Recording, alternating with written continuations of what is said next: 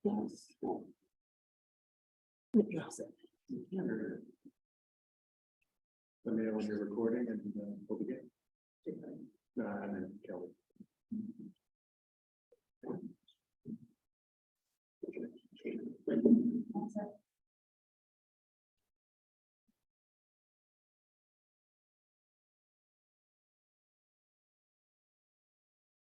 Good evening. All of the November 7th, 2022 meeting of the University of United City Hospital Board. Mrs. Thomas, please call the roll. Mrs. Sacks? Here. Mrs. Blanco? Mr. Rock? Here. Mrs. Wise? Here. Mr. Gould? Here. Mr. Cooney? Here. Mr. King? Here. Is there a motion to excuse Mrs. Blanco? So moved. Second. Motion by Mr. Gould, second by Mr. Rock. Mrs. Thomas, please call the roll. Mrs. Sacks? Aye. Mr. Rock?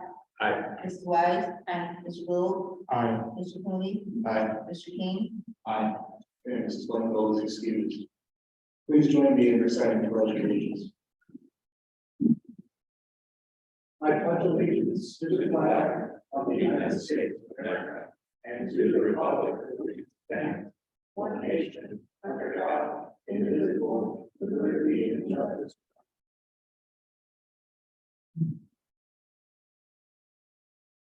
Next item is the reading and disposal of the journal. We have two sets of minutes. There's a second, September 6th, 2022, 9 pages long. I understand that just came out over the weekend. I imagine folks are still reviewing it. I would suggest a motion to table. So, The motion to table that set of minutes by Mrs. Weiss, is there a second? Seconded. Second by Mr. King. Mrs. Thomas, we call the roll. Mrs. Sacks? Aye. Mrs. Blanco? Mr. Rock? Aye. Mrs. Wise? Aye. Mr. Gould? Aye. Mr. Cooney? Aye. Mr. King? Aye. Very good. That set of minutes is tabled. We also have a set from October 19th, 2022. Is there a motion? So, Motion to approve by Mrs. Weiss, is there a second? I'll second. Second by Mr. Cooney. Mrs. Thomas, we call the roll. Mrs. Sacks? Aye. Mr. Rock? Abstain. Mrs. Wise? Aye. Mr. Gould? Abstain. Mr. Cooney? Aye. Mr. King? Aye. Okay, very good. Motion carries. Item 4 is additions or removals from the agenda and referrals to committee. Are there any additions, removals, or referrals? Seeing none, we will turn to item 5, comments from the audience. Speakers are limited to 5 minutes. And if anybody wants to address the city this evening, please come up to the podium, state your name, address for the record, and you may take up to 5 minutes. If there are no comments from the audience, we will turn to item 6, reports and communications from the mayor and taking of action thereof. Tomorrow, Tuesday, November 8th, is election day. I wish to remind all voters in the University of High School Board of Elections has relocated 2 of our 3 polling locations. Due to construction, voters in precincts C, D, and E, and I will not be voting at John Carroll University Recreation Center. Their new location will be the Dolan Science Center. Due to repairs, due to flooding, voters in precincts A and B will not be voting at the library. Their new location will be Wiley School at 2181 Miramar on the other end of the building.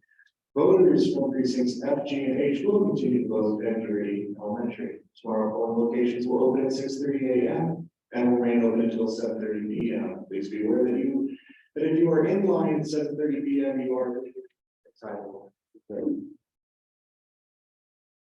Former state representative Barbara Boyd died on Saturday at the age of 80. Our condolences go out to her friends and family, especially her daughter Janine, who also represented our House district in the Ohio House until just a few months ago. Barbara Boyd was a trailblazer, former public school teacher. She was the first African American elected to Cleveland Heights City Council in 1983. She ultimately served as mayor of the city of Cleveland Heights. In 2018, the city of Cleveland Heights renamed Caledonia Park in her honor. Representative Boyd served 2 different stints in the Ohio House. The first was from 1993 to 2000, and then again from 2007 until 2014. Barbara Boyd was 80 years old. I want to recognize our fire department for their response to a fire on the morning of November 4th. Their response to a fire at a house on November Boulevard was quick and effective, and their efforts prevented the blaze from spreading to other homes in the area. It was a team effort. This mutual aid support was given from neighboring departments from Cleveland Heights, Shaker Heights, Beechwood, South Euclid, as well as our regional high school crash fire investigation unit, of which University Heights is a member. The in-person University Heights Civic Awards will return on Wednesday, November 16th, to the Jardine Room in the Marble Center at campus, John Carroll University. Dessert reception will be at 6:30 p.m., followed by the awards ceremony at 7:30 p.m. Join us as we celebrate some of the people who are working hard to make University Heights a better place to live, work, raise a family. The corner of Cedar and Lee was indeed the place to be last Friday night. I had the pleasure of attending the Heights Tigers playoff game against St. Ignatius. The game was well played, exciting, dramatic, and in the end, heartbreaking for the Tigers and the Tigers fans. But the 50-49 loss shouldn't overshadow the amazing season by the Tigers. They earned a 9-1 regular season record and averaged nearly 50 points per game. Congratulations to the entire team, especially the seniors. Congratulations also to the St. Ignatius Wildcats, who staged a comeback in the second half and win after being down by 4 touchdowns at the half. No matter who you were cheering for, this game was one for the ages, one of the most exciting sporting events I've ever attended at any of them. Thank you. And this concludes my report. Next is reports and communications from the City Council and taking of action thereon. Mrs. Wong. Thank you, Mayor. The Finance and Finance Advisory Committee had a very interesting and successful meeting last week with all the directors to explain their budget needs. And we will continue that discussion with the full committee on November 17th. Very good. Thank you, Mrs. Weiss. Are there any other reports from council at this time?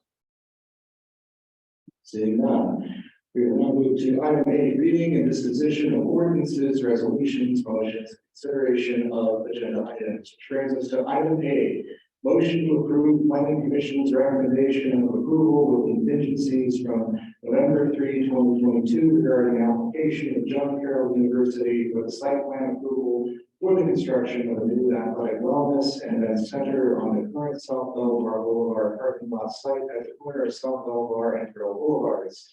The presenters here this evening from John Carroll University, please feel free to approach the podium now, state your names, affiliations for the record, and you can proceed. Good evening. My name is Jeremiah Swiddle. I'm the Assistant Vice President of Facility and Auxiliary Services at John Carroll University. I'm Rick Wertmeyer, partner with Boston Design Partnership for the architect of record for the project. Okay, so a couple of things. We're not going to present because we presented at the Planning Commission. We just want to give you a quick overview of our schedule and our understanding of kind of where we're at this point. Our schedule still maintains that we want to be substantially complete with the field house, otherwise known internally to John Carroll folks as the Athletic Wellness and Event Center, substantially complete by September of 2024. For us to meet that time frame, we need to start, coming out of the ground, being into the ground, start site work, late February, early March. So there's a tremendous amount of work that needs to be done to get us to that point, but we're confident that we can do it. We've got a great team that has embraced this aggressive schedule, and I think we're in good shape.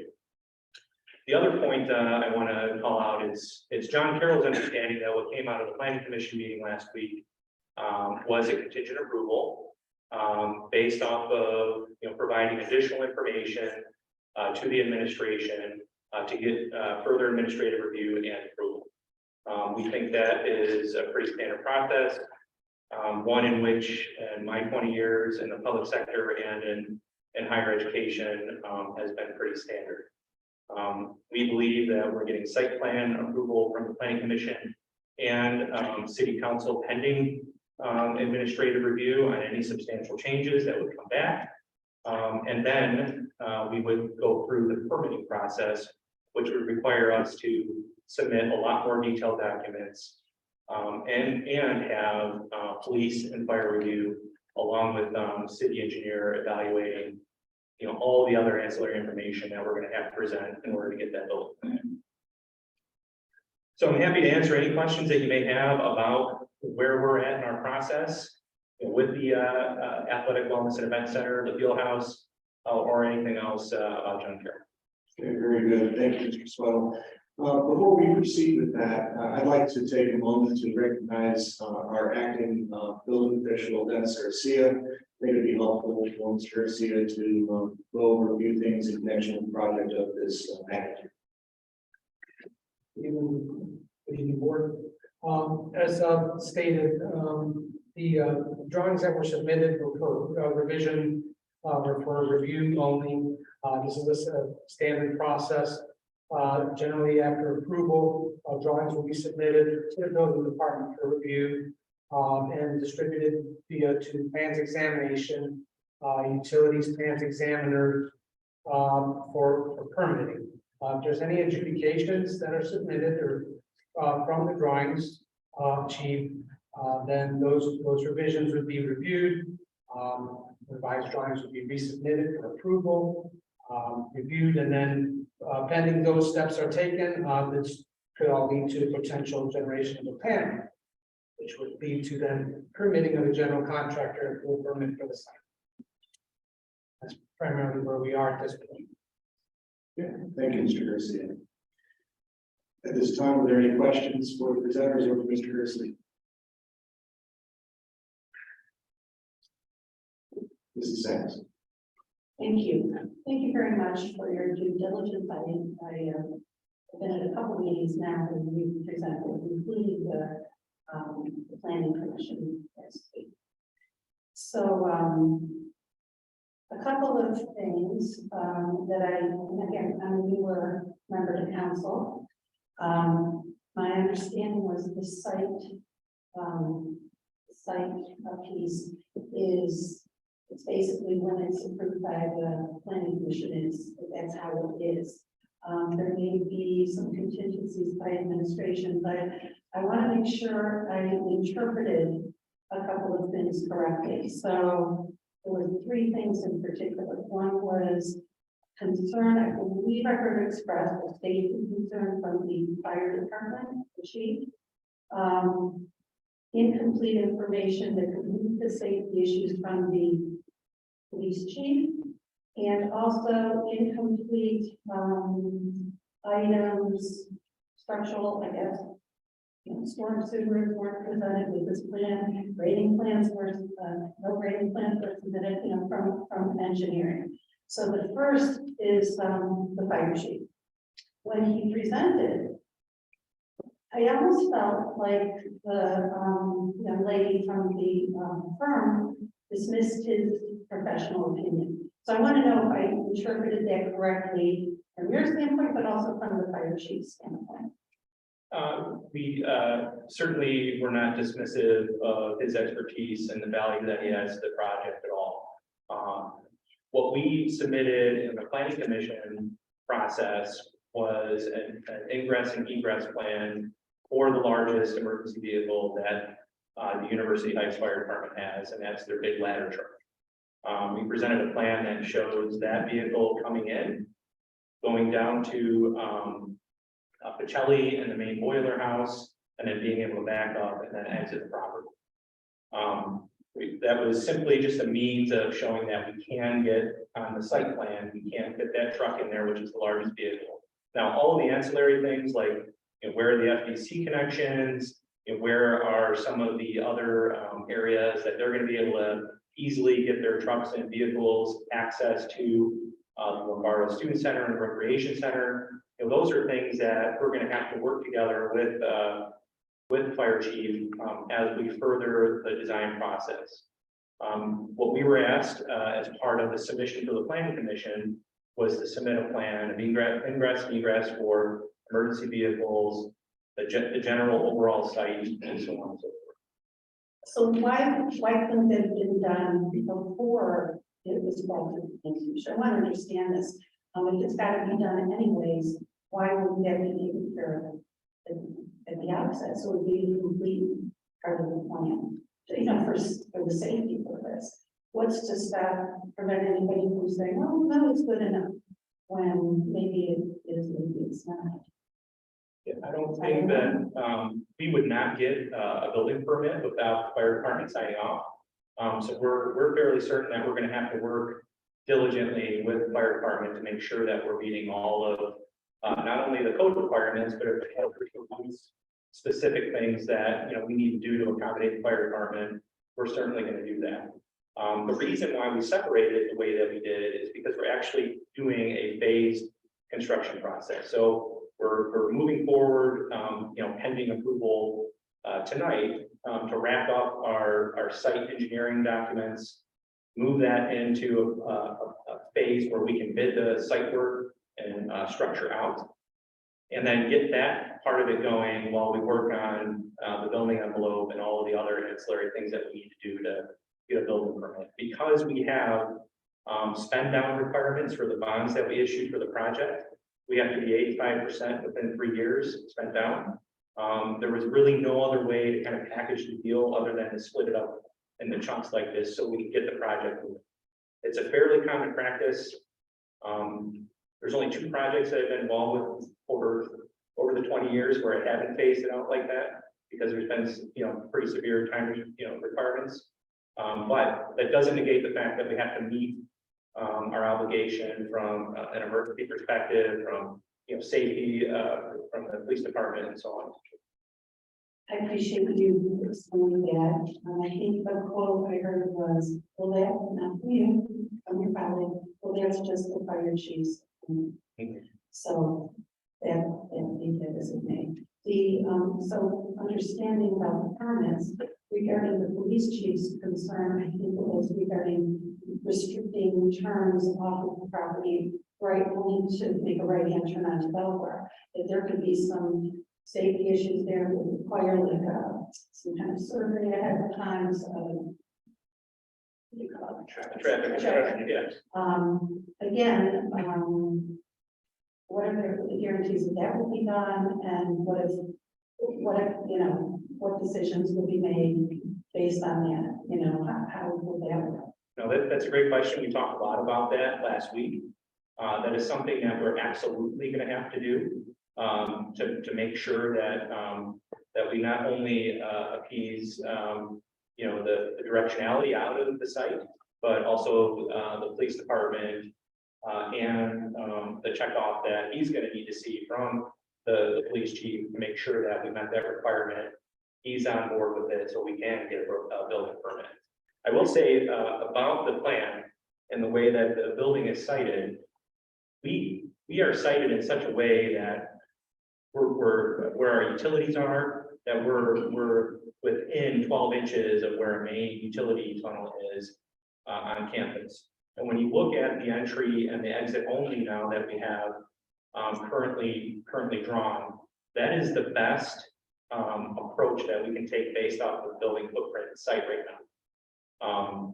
That's not to say that the radius or something may change a little bit when we get through the traffic analysis, to help soften depending on how many cars are exiting. But the requirement went down from 300 and so cars down to 60 because they're only having 60 cars directly adjacent the field house. Now, what it doesn't take into account are what kind of traffic controls we are going to have on place for larger events, because we are going to plan on having competition there and so on and so forth.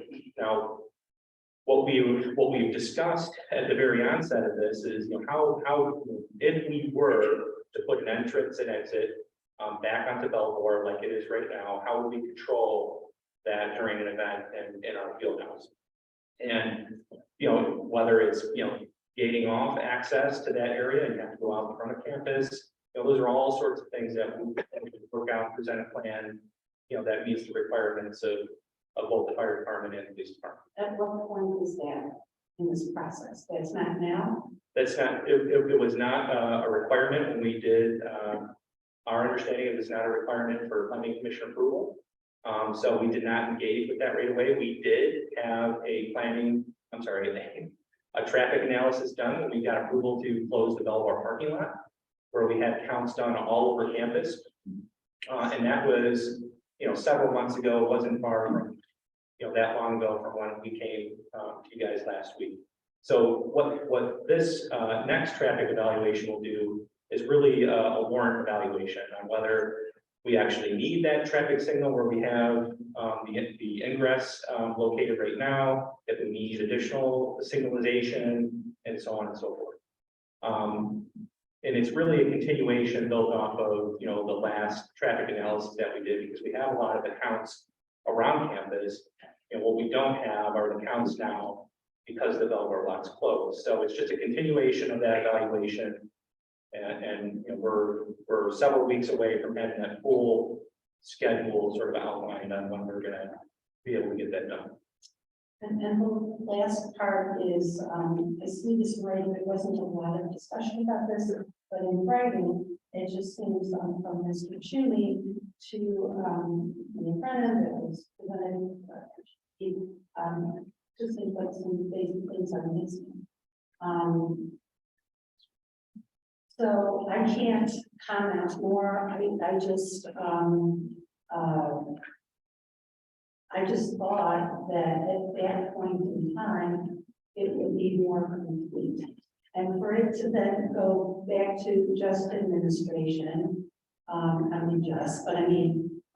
component, and then come back without having that stamp, by the planning commission. It seems like a little more to finish those things and present that at the planning commission, to me, would have been more complete. As you can see, I'm a little bit of a stickler for things that are complete. So that's my observation. Whether or not my gut feeling, I have no idea if it's true or not, but that's not. The city engineer, Joe Cheney, we did respond to his comments. We did provide the calculations that he requested. We had those already. We just didn't put them on the document because it was not required as part of the submission, nor was the grading plan. The grading plan is something more that, the building official, the plans examiner is going to want to see to make sure that there's topo information, the SWIP plan is in place, that we got SWIP plan approval, that Northeast Ohio Regional Sewer District look at, they're going to get a copy of it, and so on and so forth. Thank you so much. I would just like to add also that Mr. Cheney will be here later. This meeting is another meeting right now, that at the planning commission meeting, Mr. Cheney did report out that the concerns that he raised in his memo were addressed. At the planning. You did say that, I didn't recall. Yeah, because this actually predates his, the response is October 31st, his memo is November 3rd. So we have to be side by side and see what was addressed and what wasn't. Yeah. And he did send a message out to us saying that he was remiss in not asking. I think there were 2 memos that were sent out. One that had a couple of questions, and then another one came out asking for the storm and sewer calculations and what our intent was and where we were going to connect into. Thank you. Thank you. Yes, Mr. Ryan. Thank you for coming back. I just want to reiterate what was said in the planning commission meeting. As you know, I'm a planning commission member as well, so we'll go back to some of the discussions that were said there. Everybody on the planning commission is pro project. There was no straw poll, but preliminarily there was a want for a preliminary approval. We did not take that vote. But I just want to reiterate that the board was very excited about this project. That being said, there were a couple of concerns, as my colleague had mentioned here. She was in the meeting as a participant in the audience. A couple of things that came up. One was the issue of parking. I understand that 300 spaces coming off of the Belvoir lot are going to be in temporary parking areas outside of the city, which starts in the next 2 years. That's correct. And then following that 2-year commitment, there'll be a parking garage somewhere, but we don't have that commitment, correct, where that parking garage would be located. We have an idea where it would be located. We don't have plans, written down or drawn yet for it, but it will be near campus. Okay, and then you, reinforce that if the parking garage is not complete at that point, you would extend your lease for an additional 2 more years, that parking offsite could be accommodated at the various parking facilities. And I think the planning commission was pretty comfortable with that, as long as it's addressed in the, development agreement in the city, which it should be, because parking is a huge issue. So I'll make sure that's addressed in the development agreement. Another issue that came up was the right-hand turn only out of the parking lot, the new parking lot, onto Belvoir. Right now, as it's situated, the parking lot has a traffic light across from the dorms. And there's a traffic light there, you can make a left or make a right. It's triggered by vehicles on the sensors or by someone clicking the pedestrian crossing. By removing the removing the left-hand turn option, we're not sure if a traffic light is warranted and something that will come out of the traffic study, which we have not seen at this point. So I think there was some want for the planning commission to take a look at that traffic study.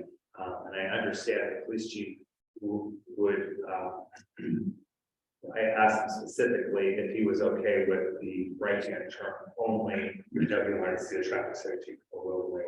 So there was a little bit of reluctance there to pass it right away, or at least to have some type of condition, or maybe do it partially. And we ended up not going that route anyway.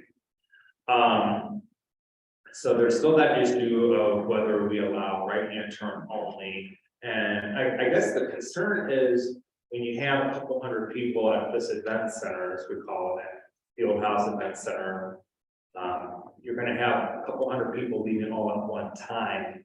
The issue that I brought up was if you have everybody making a right-hand turn, you have potentially half the people in the audience wanting to make a left-hand turn to head to Cedar, to head to 271, to go back to whatever town we came from, because understandably half the people in the game were from another town.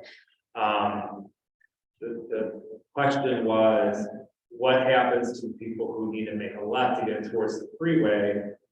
Inevitably, what would happen is that they would make a U-turn along the boulevard on Baltimore, which is perfectly legal. I mean, it's a boulevard street, you can make a U-turn. But the idea is if a long line of them need to make a U-turn, wants to get back up traffic, create congestion there in Baltimore. It suggested that potentially using the driveway for ingress be used as a two-way street, so that at least left-hand turn can turn at the light, which would warrant the keeping of the light. Again, we haven't seen that traffic study yet. And then there were concerns with the fire department. There wasn't a fire lane for the new build. And there was a loss of access to 2 of the buildings. I'm not sure if that got addressed or not. You said that'll get addressed in further drawings, but what I want to caution here is that what we would be approving today is the site plan, not a building plan. So as we go into further developments to do the foundation package, the core, the shell, the interior build out, none of the site elements will be in those drawings because that's the first package that comes out of the site. So when planning commission approves that site, whether or not fire chief's on board with it or not, it had preliminary approval by it has approval by the planning commission. But what you're saying is they wouldn't get a permit. I think what you're seeking is building permit. But then none of that information would be on building plans, it would go to site plan, which was already approved as the planning commission. I only want to caution one thing, and I was going to make the motion to table so we could go one more meeting, so we could see the traffic study and get the administrative review from the 3 directors that were in attendance that day, that all had some type of concern. Ultimately, I did not make that motion. So what I'm suggesting today is that we at least take a look at what some of those concerns were from the directors, and I'll ask each of them to come back up and address their concern to the council here and to let us know if they still feel that that is a concern of theirs. That's number one. And then number two, what I would like to look at, and something that I'd like to caution this council, is that the condition of approval, that this would go for administrative review and approval next. And if there are any material changes in the site plan, then it would go back to council. Not exactly sure what they mean by material changes. You mentioned maybe a change of a radius, does that constitute as a material change?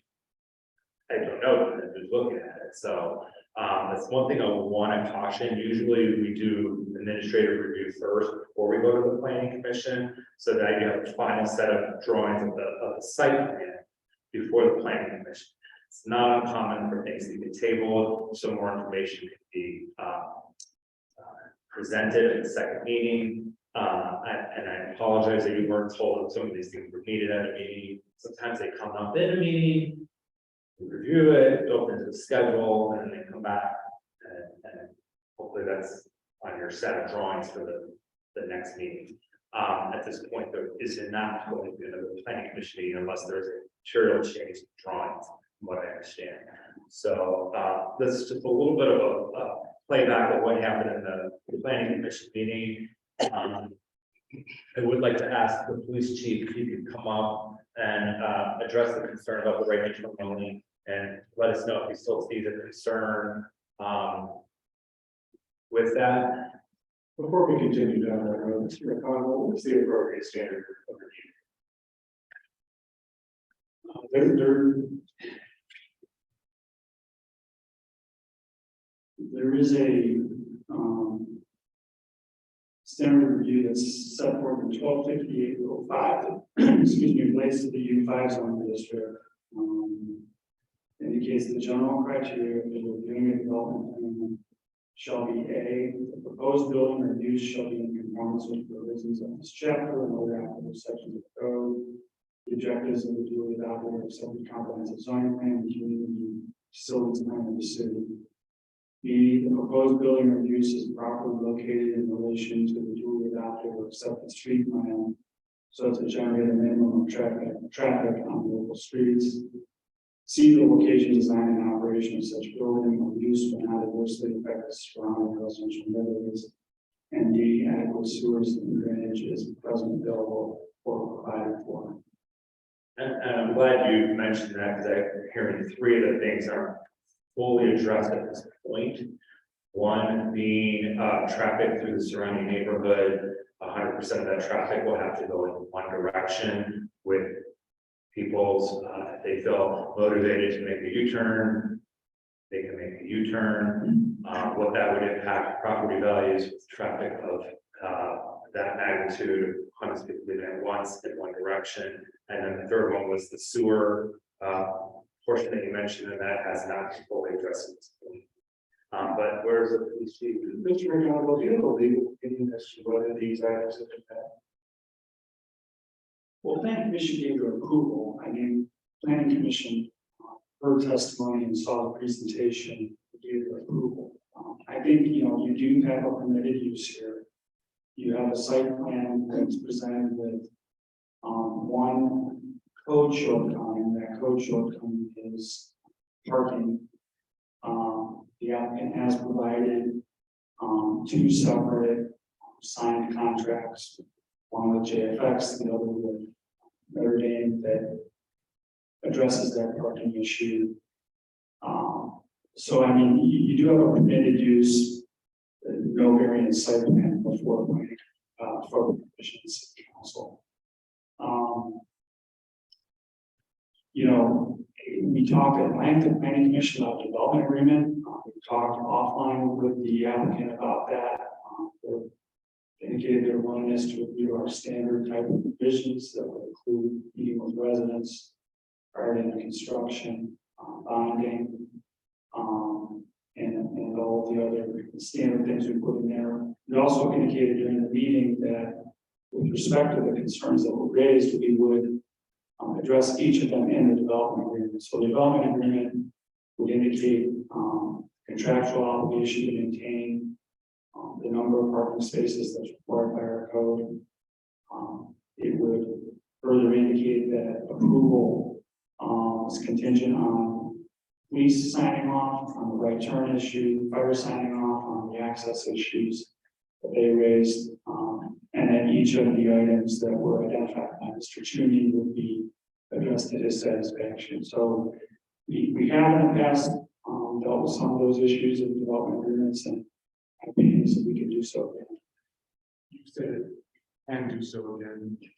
What would, this doesn't sound like a straight approval, it sounds like a condition. That it's an approval. Well, the planning commission's approval was conditioned on the applicant following up with construction drawings. Those construction drawings being reviewed by our building department. And What legal authority prevents us from requiring this prior to approval? that's you, Correct. no legal authority. I mean, as long as you rely on the standard that's in the U5 code that I just read for making a decision, and your decision is not arbitrary. Well, Mr. Rock just highlighted several of the items. Sure, yes, and my question is then, so there's nothing that prevents us from requiring those prior to approval. Mr. Rock has asked to hear from the police chief and the fire chief as experts in that area to discuss the matters which will be conditionally met in order to get full approval. And I don't understand what the line of questioning is. Is there something that you're saying that for some reason we can't hear from the police chief or the fire chief regarding those conditional issues? No. Oh, okay. Okay. So if I could ask the police chief a couple questions regarding traffic.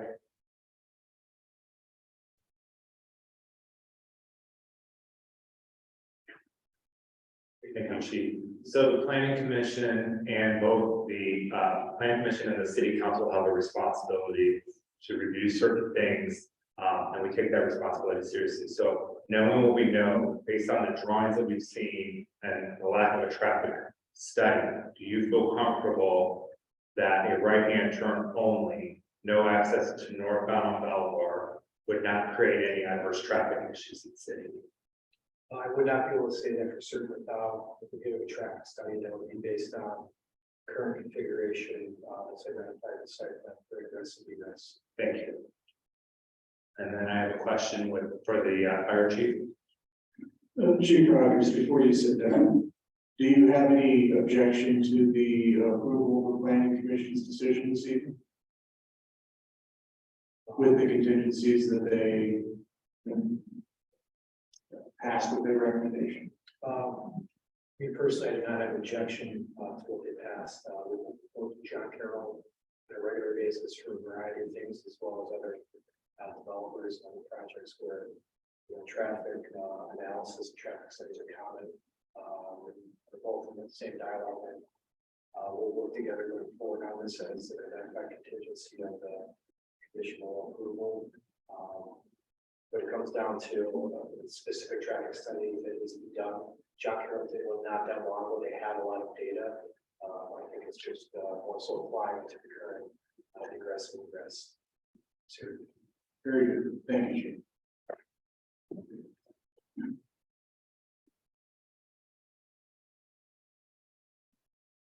And to the fire chief, again, I'll reiterate that the planning commission and the council have a responsibility here to review a site plan to ensure the safety of the community. You had mentioned in the planning commission that you did not see a fire lane.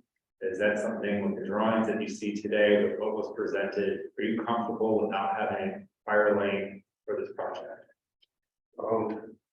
Considering the contingencies that were identified in the motion for the planning commission and additional internal reviews, I'm supportive of the project moving forward.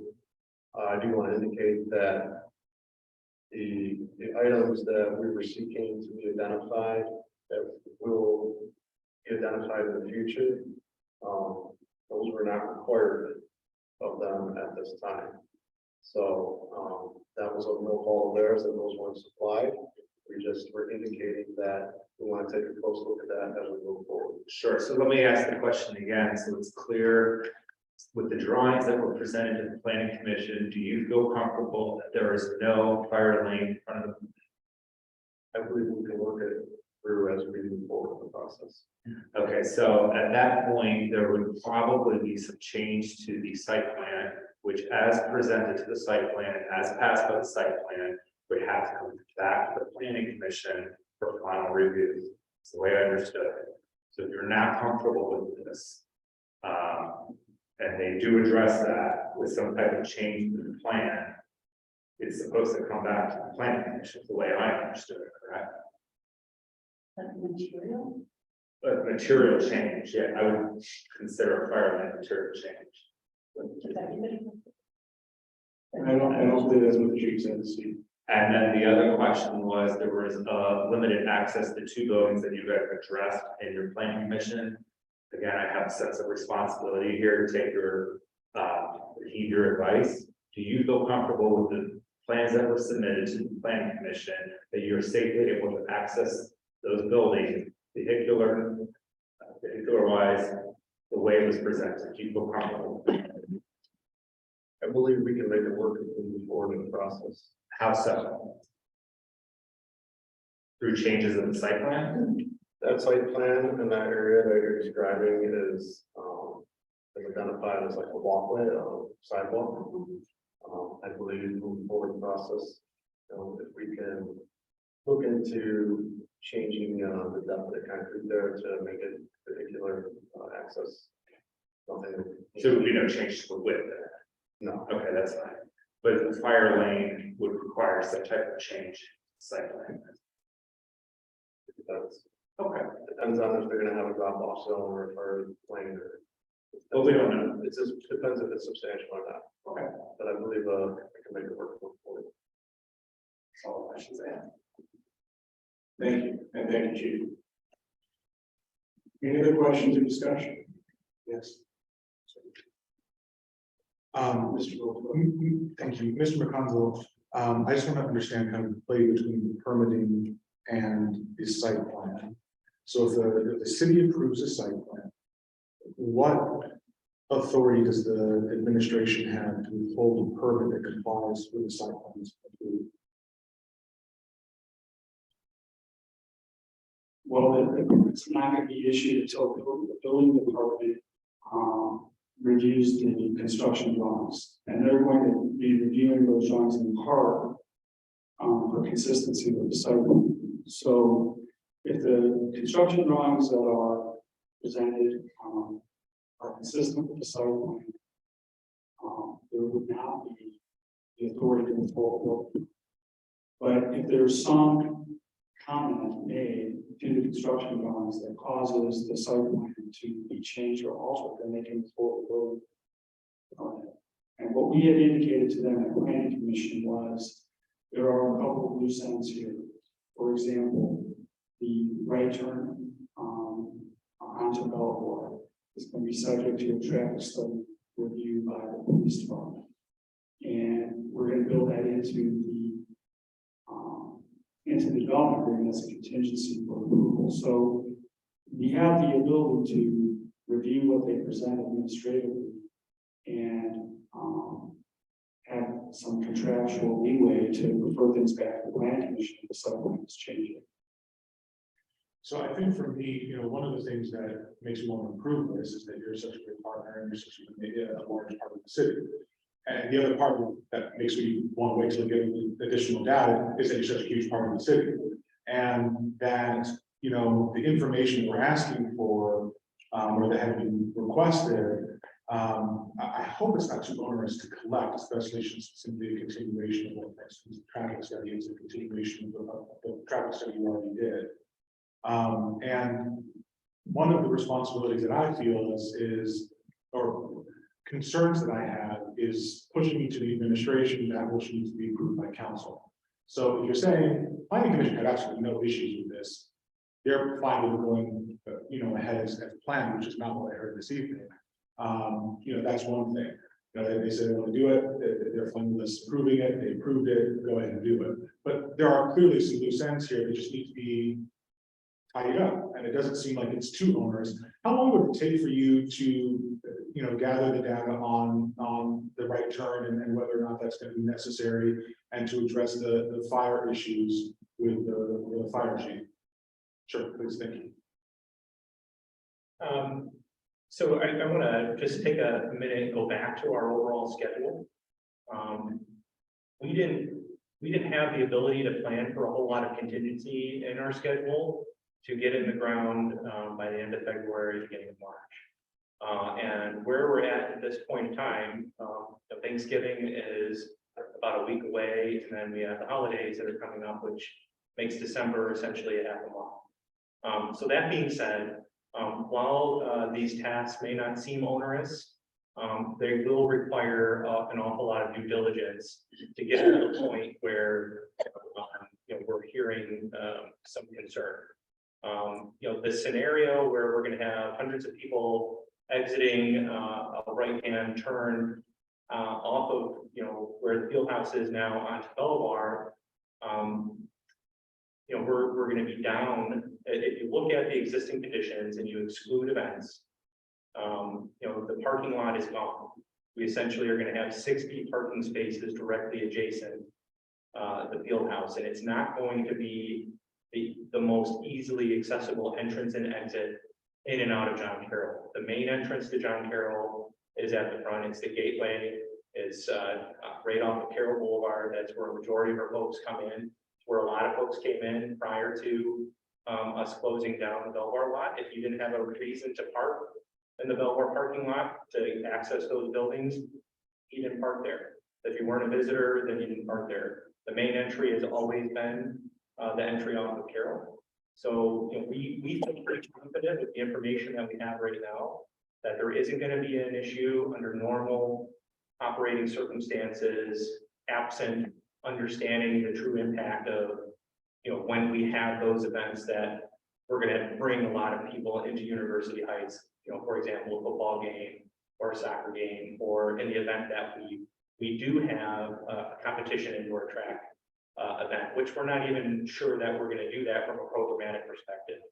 So at the minimum, what we're going to have is what we have right now. When we have a football game is, the existing condition as it exists right now is that the Belvoir lot's closed, and we accommodate all of those people that are coming to the football games on our campus, including those folks that need an accommodation, and then get them over to Shula.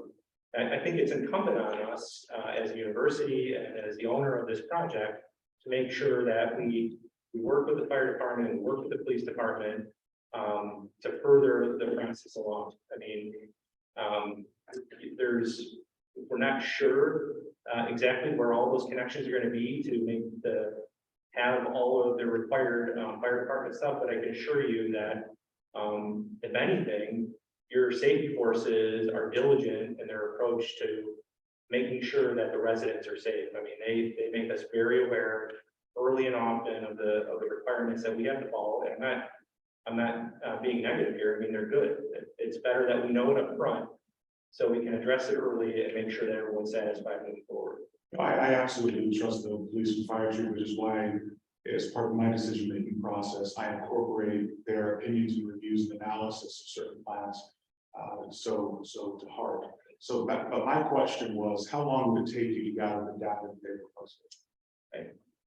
It's hard to say. It could be 45 to 60 days, something like that. And we have not yet identified a full schedule and scope yet from our traffic engineer that's coming in the next several weeks. So you're going to, if we even gave preliminary approval, this conditional approval, it would take another 45 to 60 days for you to get that to the police and fire chiefs for their conditional review.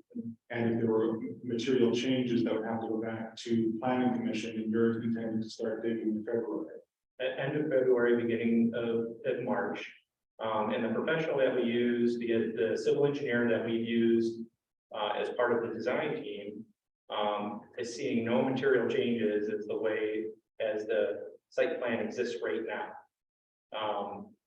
Albeit we don't understand whether or not we need a signal there. It may not be warranted, but that is merely a process of going through the traffic evaluation.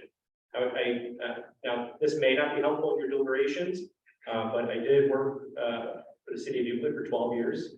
I was responsible for a $1 billion consent decree wastewater treatment upgrade, and I was responsible for the building department And we issued conditional approval on, or the planning commission issued conditional approval almost all of the time, pending further administrative review. So it's not an uncommon practice. We did require development agreements that kind of outline, you know, if these conditions are not met, and this is gonna, you know, trigger, you know, further review or further approval and work you back in the process. So again, it's really incumbent on us as John Carroll University to make sure that we're meeting all those expectations that are outlined in the conditional approval and the development agreements, so we don't slow down the process. Mr. Swallow, just so we have an understanding here. With the conditions, the contingencies that the planning commission placed in its motion to provide approval last week, is the project on schedule at this time? Yes. And if the city council does anything other than approve the planning commission's recommendation to approve, what does that do to your schedule? It has the real potential to slow us down. If we have to come back to another planning commission meeting and then another council meeting, whatever month we're able to get that. And my concern is with the holidays that we're going to run into some challenges with that. And I think if I heard you correctly, at this time, no changes to the site plan are anticipated based upon the supplemental information that will be provided administratively, correct? That's correct. Very good. Mrs. Watson. Yeah, thank you. So Jeremiah, I think what you said about the traffic, that, you know, right now there's hundreds of spaces in Belleville, there's only going to be 60 when it's all said and done. Actually alleviates, in my mind, the police traffic study question. 60 cars is not going to make a backup as opposed to the hundreds of cars that currently can park at home. I mean, now it's closed, but beforehand. I think my outstanding concern right now is the fire lane. So even if it's in the development agreement and it gets signed off, you want shovels in the ground on end of February. You need to know where those fire lanes are going to be or any other egress or changes before you get your shovel in the ground. So there's going to be an adjustment to the site plan, correct? So, you know, I don't know 100% if there's going to be a substantial change in the site plan as a result of the fire, you know, accommodating the fire line. We have not, identified and evaluated the structure, the adjacency of the connections for the fire department to gain access into the building. I don't know, what kind of capacities they're going to need from their pumper truck, location of hydrants, or the FDC connections on the building. I think there's a lot of information yet on the building that we need to understand and evaluate to better accommodate exactly where we need the fire lane. If it's not the service lane, and we've sort of preliminary identified right now with access, getting the fire truck in and out of there. Now, there is access to all three buildings, including the firehouse and the new connector piece off of that service drive, right next to the Pacelli lot. Now, there's nuance there that we're going to have to work with the fire department on, but I think it's too early in the process right now to say 100% with 100% certainty that we are going to need a huge fire lane, and that it's going to substantially change the site plan. Would you consider a fire lane material change?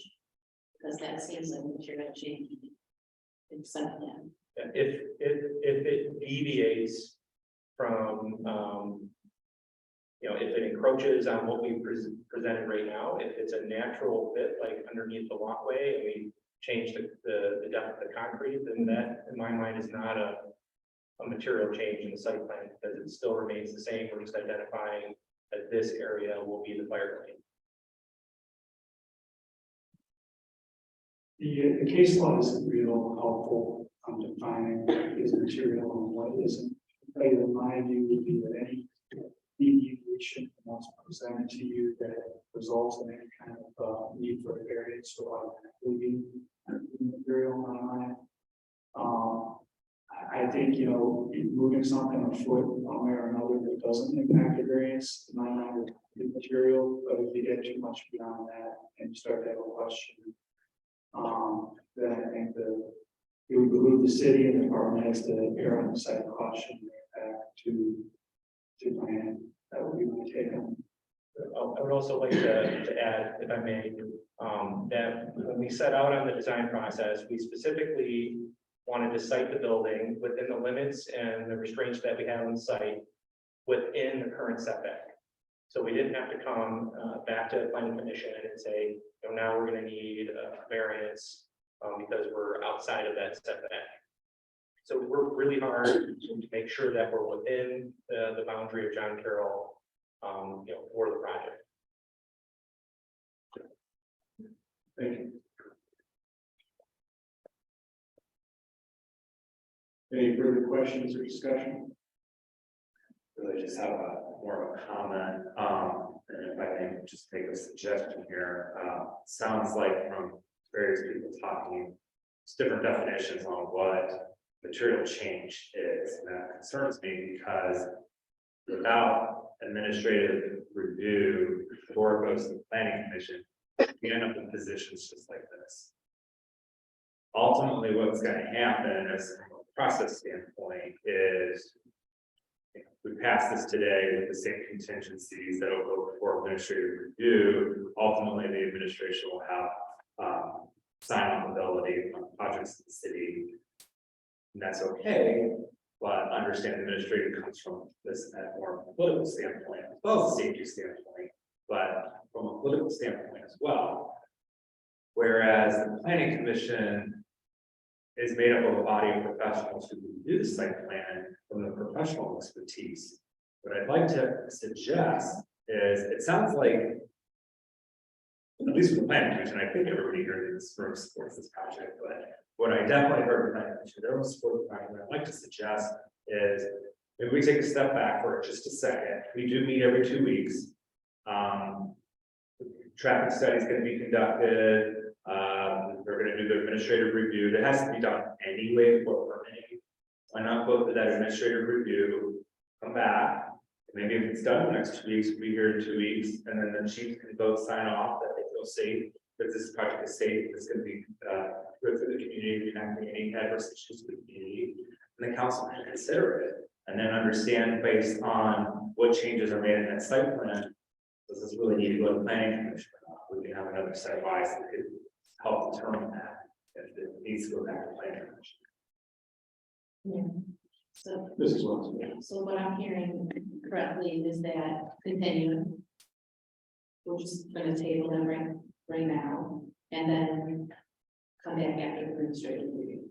That's what I'd like to suggest. Which continue, do everything, get your contingency taken care of. 4 weeks, I mean, like Mr. Rock said, we meet every 2 weeks anyways.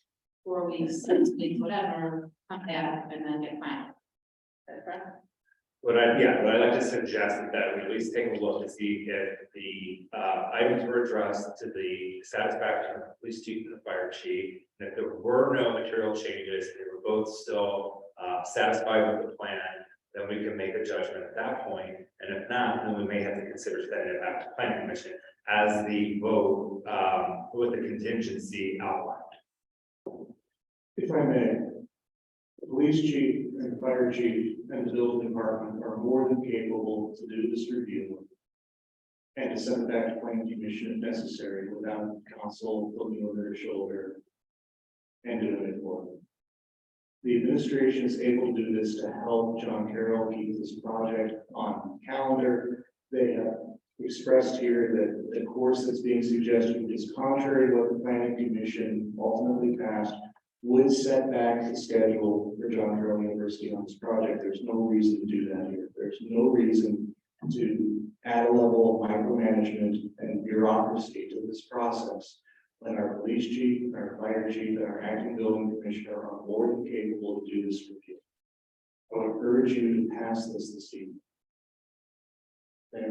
Yes, Mr. Rock, my understanding is that the planning commission did approve the site plan there were concerns based on contingency. And those items need to be addressed. There were essentially building permits to be issued, correct? So we could, in theory, before it passed, the project could continue. The traffic study would essentially replace the traffic study for 60 cars. And the fire chief has expressed no serious reservations about, I don't know what's characterized, what the chief said, potentially that the environment could be put on the current cycle. So I think there are potentially several of the issues are being addressed, will be addressed without material changes within the site. Sure, there are potential changes that could happen without material changes. I'm not doubting that a bit. I'm not fully comfortable with my architectural background and expertise to sign off on something without the chiefs fully signing off on it first. They have not. So again, I'd like to see it once more before this moves forward, because there were specific safety issues that were not fully addressed at this point. There is a mechanism in place that we make sure that was put into the motion that the mayor had made a motion for. I'm glad those pieces were put in there, but I heard tonight there's no necessarily a recourse in getting them to comply to the site plan changes. If they were to not comply, then they would not receive approval from the safety process. Well, that we don't know. I mean, there's still, that has not been fully vetted. That was part of the contingency plan. I understand that correctly. It sounded like there wasn't a recourse to require them. Yeah, they're not gonna get a permit if they don't have approval. Yeah, and those pieces are in place.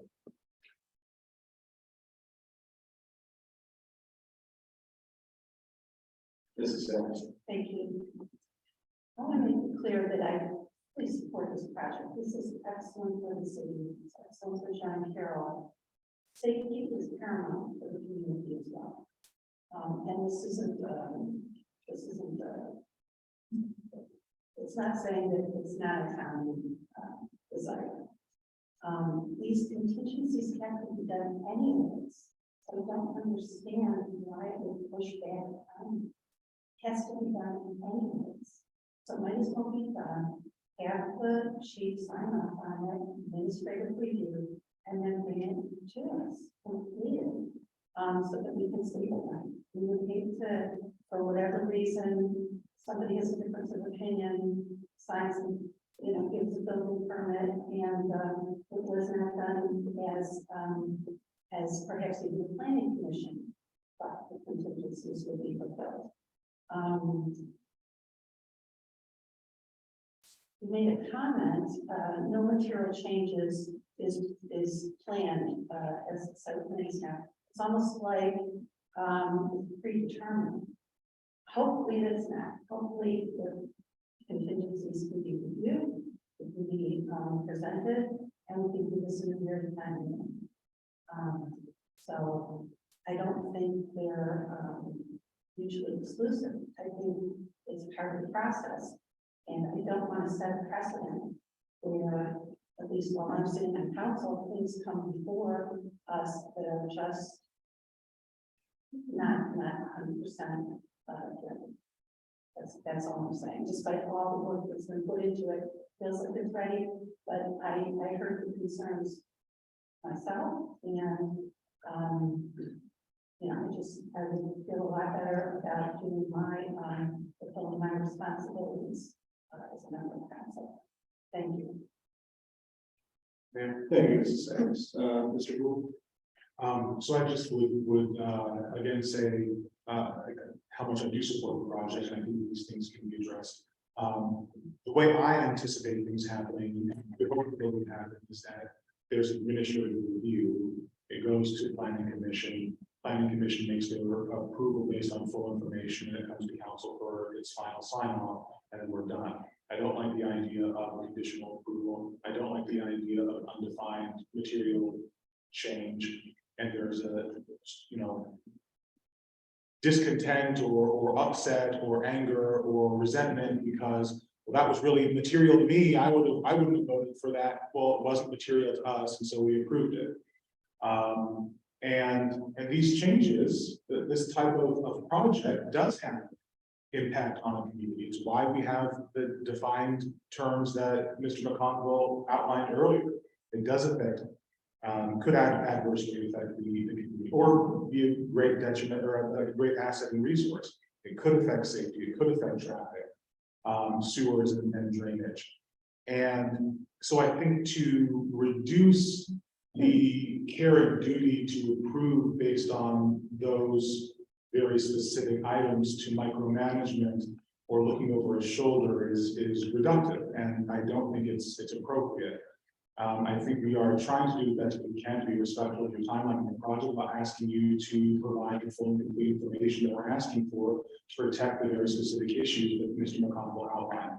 I think that you can move forward with your project and continue to do those things, since you're going to have to do that anyway before you start digging.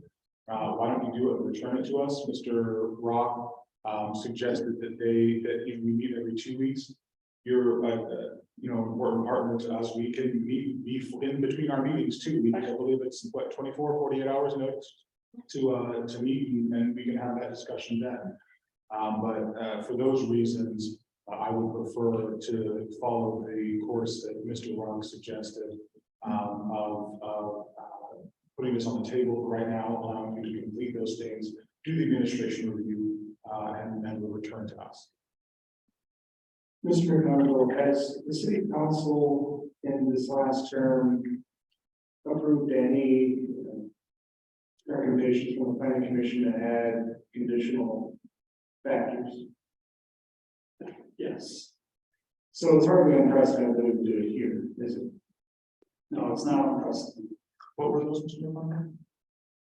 I believe the Alexander Schul approval had numerous contingencies. There were 9 or 10 contingencies that were a part of that approval. There were anything from providing parking licenses for adequate parking to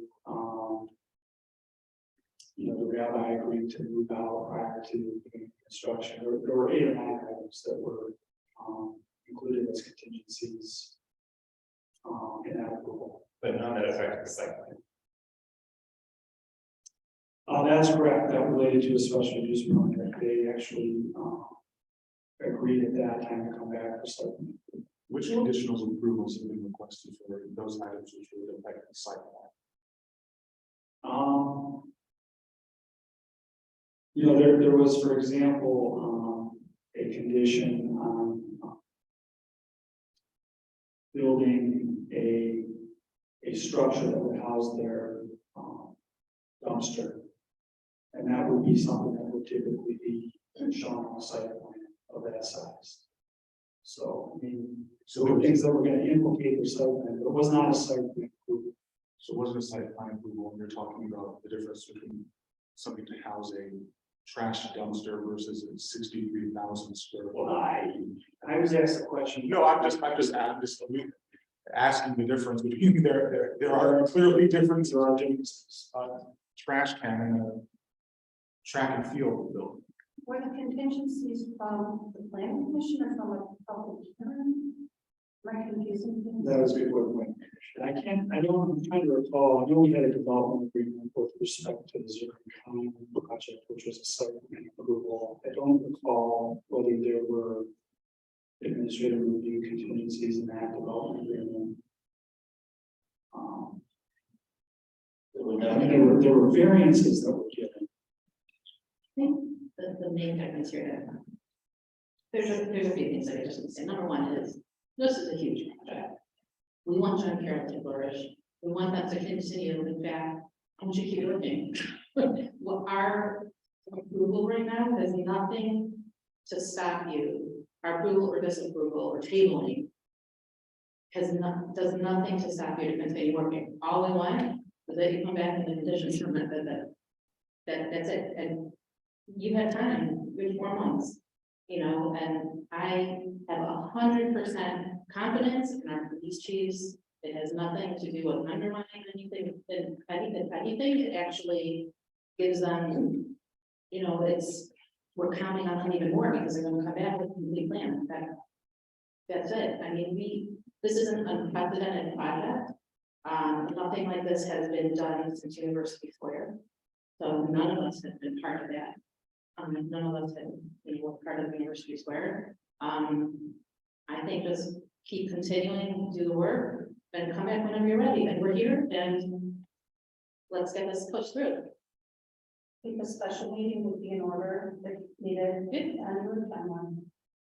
So with that said, I'll just make a motion to table this application until the administrative review process is complete. And once that's complete, we'd love to hear, how to come back and present it to us. I guess I- Okay, we have a motion table by Mr. Rock, we have a second by Mr. Gould, is there any discussion? I'm just gonna state one more time for the record, vote to table is vote against this project. It's a vote against proceeding with this project in a timely and effective manner. We have the administrative processes to handle this and the capability to do it. It's an insult to our police chief, our fire chief, as well as our building commissioner, that you feel the need to second guess and look after their work and delay the work of John Carroll University on this project. This is a vote against the project to be taken. So you did intimidate. To do the I'm making very clear. making very clear. It is a vote for it when the contingencies are met, according to. It's a vote against the judgment of the planning commission as well. Mayor, this is exactly why we need scrutiny in the process. You have tried time and time again to intimidate us to vote your way, and you're doing so again. I will not go above my training and expertise and completely ignoring the safety forces that came before us with concerns. Once those concerns have been remedied, the applicant will come back and we will be gracious to hear the application once more. Any further discussion on the motion to table? Mrs. Thomas, call the roll. Mrs. Sacks, Aye. Mr. Rock, Aye. Mrs. Wise, Aye. Mr. Gould, Aye. Mr. Cooney, And. Mr. King.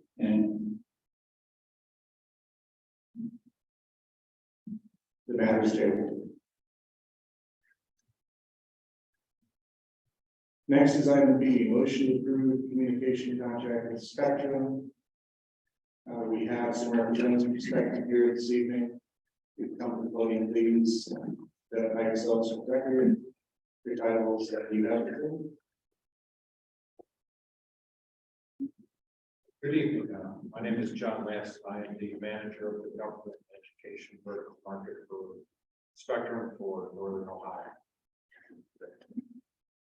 Hello, my name is Mackenzie Kenny. I am your direct account manager for Spectrum Enterprise Government Education. I am also a proud resident of University Heights as well. So, yeah, I'm excited to be here. Well,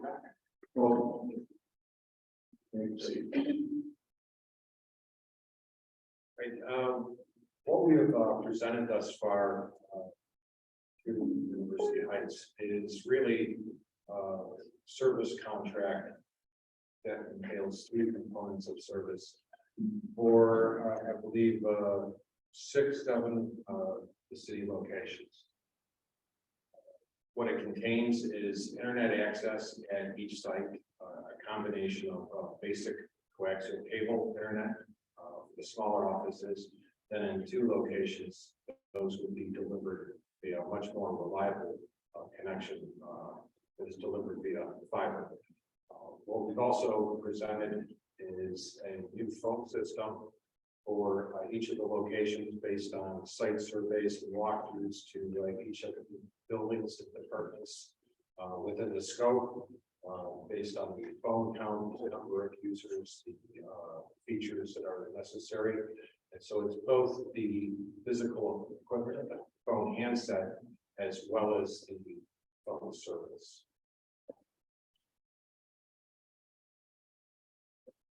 Yeah, as far as this goes. very good. Thank you. Mr. Kennedy, I know you've been working with Spectrum. Would you care to address the council on this matter? Sure, I was asked by the very involved with this case, subsequent to the departure of Mr. Schaefer. There's been a ton of service issues that have been perhaps the mayor's better educated on to speak to. And I was asked to try and coordinate some kind of alternative. Almost on an emergency basis because of those problems. We continually have, at least for the administration part of the building, service issues with the internet, go down, come on, go down, come on, we have projects, VPN.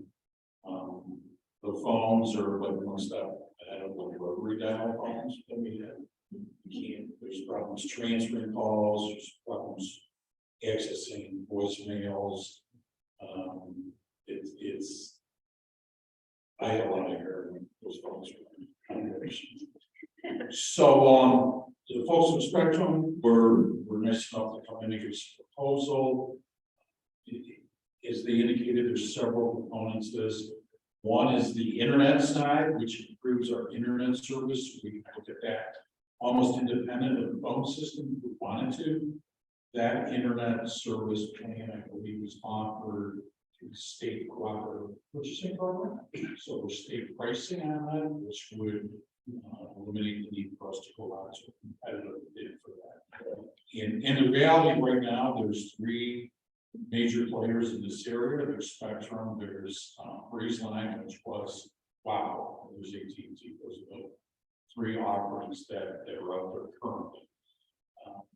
I did get more than a year ago when this first came out, pricing for the phone system part of things from Breezeline. At the time it was wow, and that was a little over $1,800 per month. You see the cost for this equipment on a rental basis is $1,301, so significant difference in price. If we look at separating the approval contingent in the motion to allow us to take advantage of the pricing on the state contract, we would be down to paying those one-time charges and then the monthly rentals, which are significantly under the $50,000 limit. So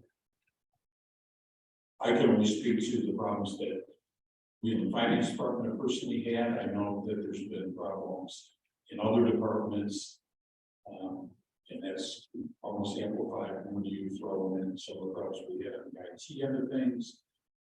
It's difficult and frustrating in a lot of cases to continue. So again, I picked this up from Mr. Schaefer. This is to the point where the mayor asked that we would like to be moved in this direction.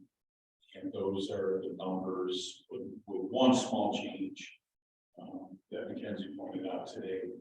The total for the first year for everything would be $51,000. First year meaning 12 months, $51,121.92. The monthly fee for the pricing of the state contract is $2,384.91. So, Mayor, if you would be curious to expound on that. Sure, just from the point of view of the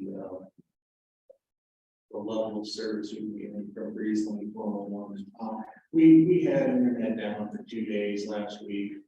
We have great difficulty in working with Breezeline, getting any answers, getting anybody to talk to us. They do not make a priority on restoring our service. We've had ongoing issues with them since the conversion from WOW to Breezeline. We've had constant outages. We've had constant issues with delay in bringing the internet service back up at City Hall and at other facilities around City Hall, including the annex, including building housing, and to an extent also to police and fire. And this is operationally hazardous. It is certainly administratively inconvenient, but it is a hindrance to operations and to the point where something must be done. And we have state pricing here for internet, which will allow us to do that here. Spectrum has been far more responsive. Certainly, it's easy to say that on the sales side, of course, but that said, there's a commitment by Spectrum to work with local. Many of you may remember State Senator Sandra Williams. She now works for Spectrum as a local point person and ambassador. to local governments with regard to spectrum services. If we had the kind of thing happening with spectrum that we were having a freeze line, I don't expect that, but if we did, I would be able to call Sandra Williams on her cell phone and say, Sandra, what are you doing here? This has to be taken care of now, and she would see to it that was done. We don't have anything like that right now. Freeze line, moving over to spectrum, we're getting a higher level of service, we're getting consistent service, and we're getting answers and responses whenever there is a problem. There are gonna be problems from time to time, always, but what matters is how they respond when you do have a problem, and I have confidence in spectrum here to do that. When it comes to the phone system, I think many of you are aware of the difficulties with the phone system. It's an antiquated system. We have one person out there in the community who we're able to hire to work on with it. Things that would be simple changes that we can handle in-house are things on a modern phone system we're not able to do without bringing in this person and do that. There are shortcomings to the phone system. There are voicemails that get lost in the phone system. There are times when voicemail alerts occur until you have several of them, and then messages that are old suddenly appears new. It would help with administrative responsiveness to be able to have a modern phone system where we can reliably get our messages, be able to reliably amongst the phone tree in a way that's meaningful, where our residents don't get stuck in a loop when they're trying to get hold of folks, especially at times when our phone operator may be a break or it's off. We find that at times it's very difficult for residents and for other communities and our community partners that we work with to navigate our phone system under various circumstances. It's been a problem for some time that we have an opportunity to elegantly address that and do it in a way that keeps the system modern, instead of buying into a system that then sails on its own way at a new level of obsolescence. We will be able to continually work with spectrum to constantly upgrade the system and be eligible for continued upgrades to keep the system modern and to avoid this problem going forward. Mayor, Yes. make a motion to approve the communication contract this morning. Okay, motion by Mr. Gould to approve. Is there a second? I'll second. Second by Mrs. Sacks. Any discussion? Yes. Just, Mr. County, this one is also covers our IT. Yes. Ask the question to Mr. Shannon, would you prefer that it be broken out into two pieces? I think that might be. Yes. For purposes of the audit, or just to break the hardware piece out from the state bid portion. Yes, that would be better. Okay, well, then that's it, Mr. Gould, would you be willing to amend your motion to start with the motion for the approval of the internet portion? So the communication contract, as stated, it entails both the hardware and the service. Yes, there's the internet service, and then there's the new equipment for the actual phone system. Okay, So the so phone system, you put a note in the memorandum there, there's $43,000 in the budget this year. We were anticipating trying to acquire a new phone system, so that can be used to offset the cost which went down. I'll amend my motion to first be a motion to approve the service portion of the communication contract with Spectrum. Very good. Amended motion by Mr. Gould. Mrs. Sacks, did you approve the or? Yes, I did, and I'll do that. Thank you. So another second. Any discussion on the amended motion, Mr. King? Thank you, Mayor. I just want to get a quick clarification here by hosted services, that there's no, the actual phone system exists within your file, within your services. So there's no physical phone system within our city hall or anything like that, correct? Well, in addition to the handsets, there are certain other peripheral devices, such as power over Ethernet switches. But the actual operation of the voice over IP is all.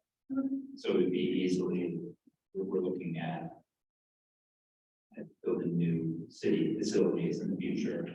We would just be able to pick up that equipment, move it to our new facilities, Provided the internet was transferred as well. The internet, But the it site would be- wiring has to be capable, which is also included as, our one-time fees we had. It was especially at the city hall, 300, until, required for each of the phone stations, if you will.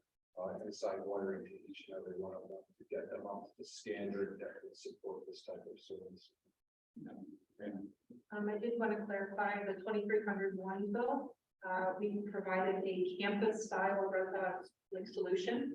So it includes multiple buildings. So it actually includes the fire service building and city hall.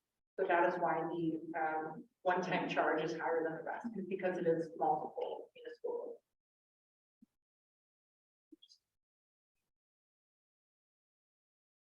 Very good, thank you. Any further discussion on the first motion? And we kind of slipped into the bones, but we're the motion on the floor and let's carry that. That's okay. All service to move this forward. There's no further discussion. Mrs. Thomas, we call the roll. Mrs. Sacks. Aye. Mr. Rock. Aye. Mrs. Wise. Aye. Mr. Gould. Aye. Mr. Cooney. Aye. Mr. King. Aye. Very good, that motion carries. Then we would have a separate motion for Greg equipment. Would like to make that motion. I'll make the motion. Okay, Mr. Chairman, is moving then to approve the, how should we frame that, the quote with respect to the, telephone equipment. And the service related.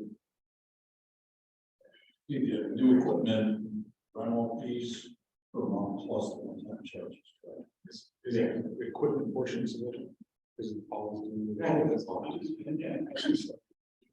So we have a motion by Mr. Finley with respect to the approval of the acquisition of one equipment service staff. I'm second that. Okay, second by Mr. King. Very good. Any discussion on this? Question, thank you. Yes, go ahead. So how often are the phones updated or reissued? That is dependent. So the reason I do like the word rental to use for this, we are providing Cisco devices. And if anyone is familiar with the Cisco platform, it requires licensing. We will handle any renewal of licensing for you. So it is a rental because if anything goes end of life by the Cisco platform, we will actually provide you with new devices as well as your paid that. So it provides any need for future upgrades as well as any repairs to devices. Certain answers your question. So it's the device with the current license, and then as licenses evolve and change, if they require new equipment at that point, new equipment, unless there is some malfunction that's. And the tech would come and switch over the phone. Thank you. Very good, thank you. Any further questions on this? Seeing Mrs. Thomas, you call Mrs. Sacks. Aye. Mr. Rock. Aye. Mrs. Wise. Aye. Mr. Gould. Aye. Mr. Cooney. Aye. Mr. King. Okay, very good, motion carries. Thank you, and thank you, Mackenzie, for being here.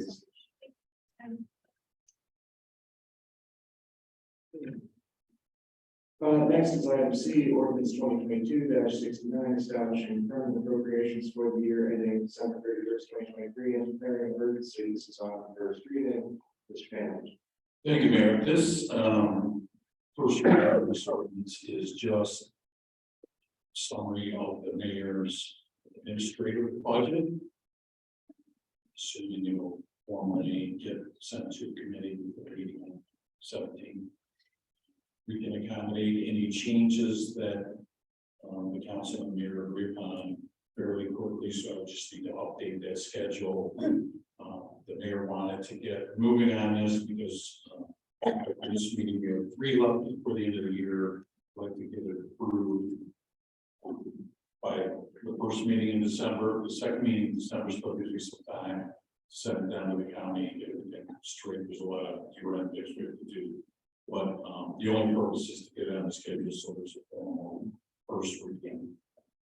The amounts that are contained on the schedule that's accompanying the ordinance are the same that were included in the administration's budget. Thank you, Mr. Kennedy. Any questions, Mr. Kennedy?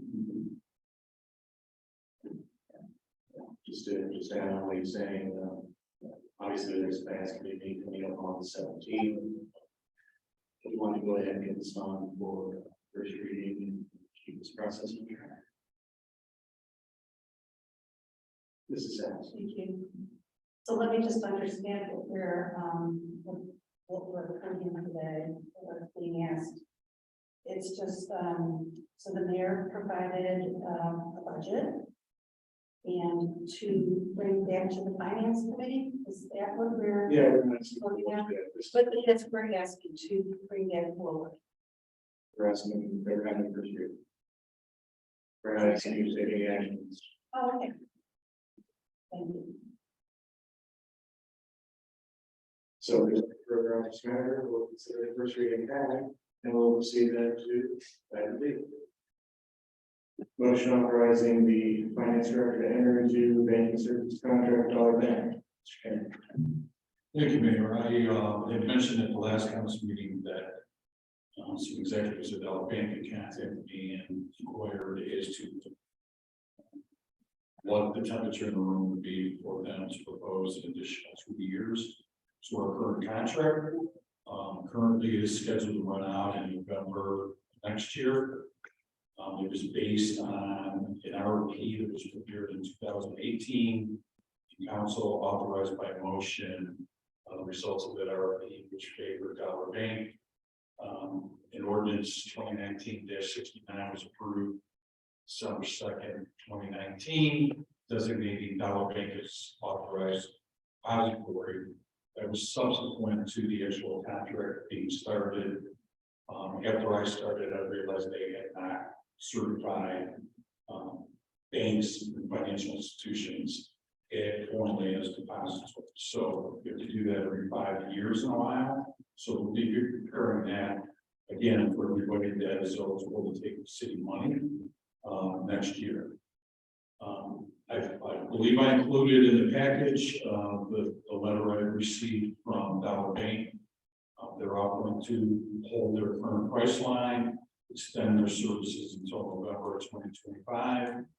And that would allow us to avoid having going out to bid, which is a very, very complicated process for banks. And just an informal review and talking to some folks in other cities and Polk County. I think right now we've got a fairly good contract. I'm not sure that if we went through a formal process, we would get anything substantially better, if better at all. The bank has a branch in University Heights, which is important to the community. They have given us excellent service relative to ongoing banking, a checking account. They were very instrumental in establishing an escrow account on a timely basis. We needed that to get ODOT the money for the Cedar Road project. And I do know that they were favorable repetition. So the personal recommendation would be to accept their offer to extend it for 2 years to November 2025. And in the meantime, as we get closer to that date, prepare a formal bid or look at the possibility of being an add-on or an attachment to an existing banking agreement with somebody like the county or another state. So we can answer the questions. Thank you. Very good, thank you, Mr. Kennedy. Do you have any questions? This is Saks. Thank you. So I'm wondering, where are we keeping our money now? Which bank are we doing this? Dollar. Hmm? Dollar. This Yeah, okay, so. yeah, Yeah. it was a small account with Huntington Bank. They are also an eligible depository of the city, and then we have an investment account. Those are the only 3 banks that we didn't want. Okay, thank you. Thank you. Is there a motion? I'll make a motion. And we have a motion approved by Mrs. Wallace. Is there a second? I'll second. Second by Mrs. Saks. Any discussion? Seeing none, Mrs. Thomas, you call the roll. Mrs. Sacks. Aye. Mr. Rath. Aye. Mrs. Wise. Aye. Mr. Booth. Aye. Mr. Cooney. Aye. Mr. King. Aye. Very good, motion carries. Next is item E, ordinance 2022-70, authorizing the mayor to appoint and enter into an agreement with Cliff Barchini of GPD Group as city engineer and declaring an emergency. So emergency opportunity is here. You, of course. Thank you, Mayor. I apologize for the other meeting. But you made it on time. We got to this point, so I'll work on it. Thank you. I've got a proposal in front of you for the hourly rate increases for 2023 for GPD Group. It is consistent with the increases we have, and the rates actually are identical to the increases we have at rates of other cities in the surrounding area. That being Shaker, Beechwood, Bedford, Pine Valley, Marshall Heights, the other communities where we serve as the city engineer. Requesting that I have a renewal of the contract starting in January. Very good. Thank you, Mr. Junior. Are there any questions for Mr. Junior?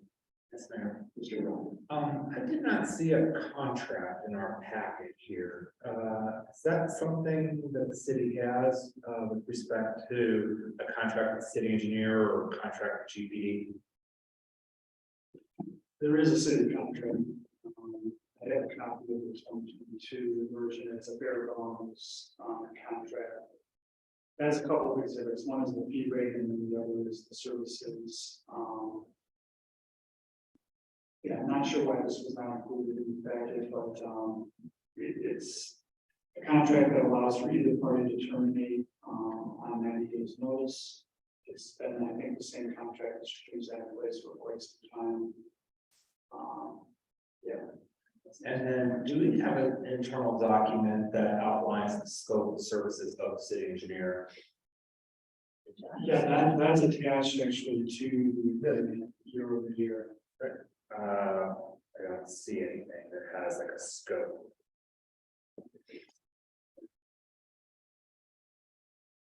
All I see is an hourly rate schedule. There's an exhibit that defines the duties.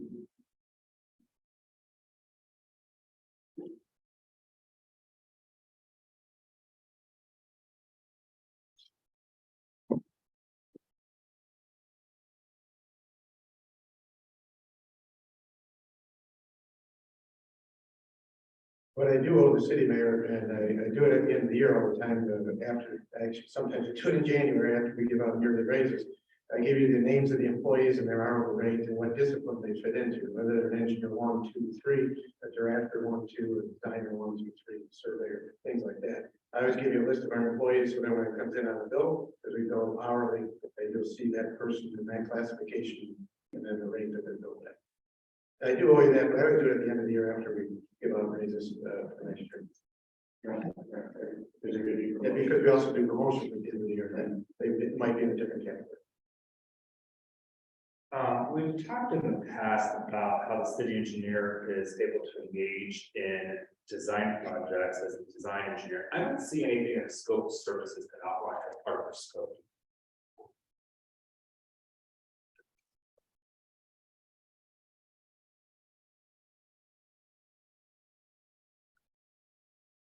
So is that part of their scope to do design work? Mr. Chairman, you do design work on behalf of the city. Yes. Yes. But it's not in your scope of work. Is that why you submit a separate proposal for that? I don't know what you're looking at, so. And maybe for benefit of the council, if the contract could be included in the packet, we could probably table this today. I wouldn't want anybody to approve anything without reviewing the contract first. We'll do it on first reading, right? Yeah, there's no. Okay, right, this could simply be first reading.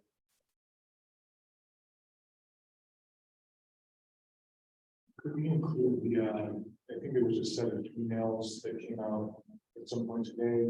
Kelly, did you forward something on this issue? Yeah. Would you include that in the next packet as well? Thank you.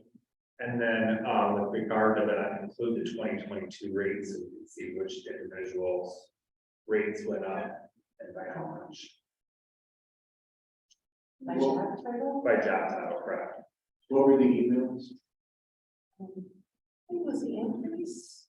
I forwarded an email earlier today. Oh, Our increases over the last 5 years versus inflation over the last 5 Oh, years. yes, yes. And our average increase over 5 years is the 2%, 2.6%, and inflation average over 5 years is 4%, 4.3. And Yes, I was all the emails. basically, we're under the inflation rate last 5 years. And it's fair. Very good, thank you. Mrs. Sands? Thank you.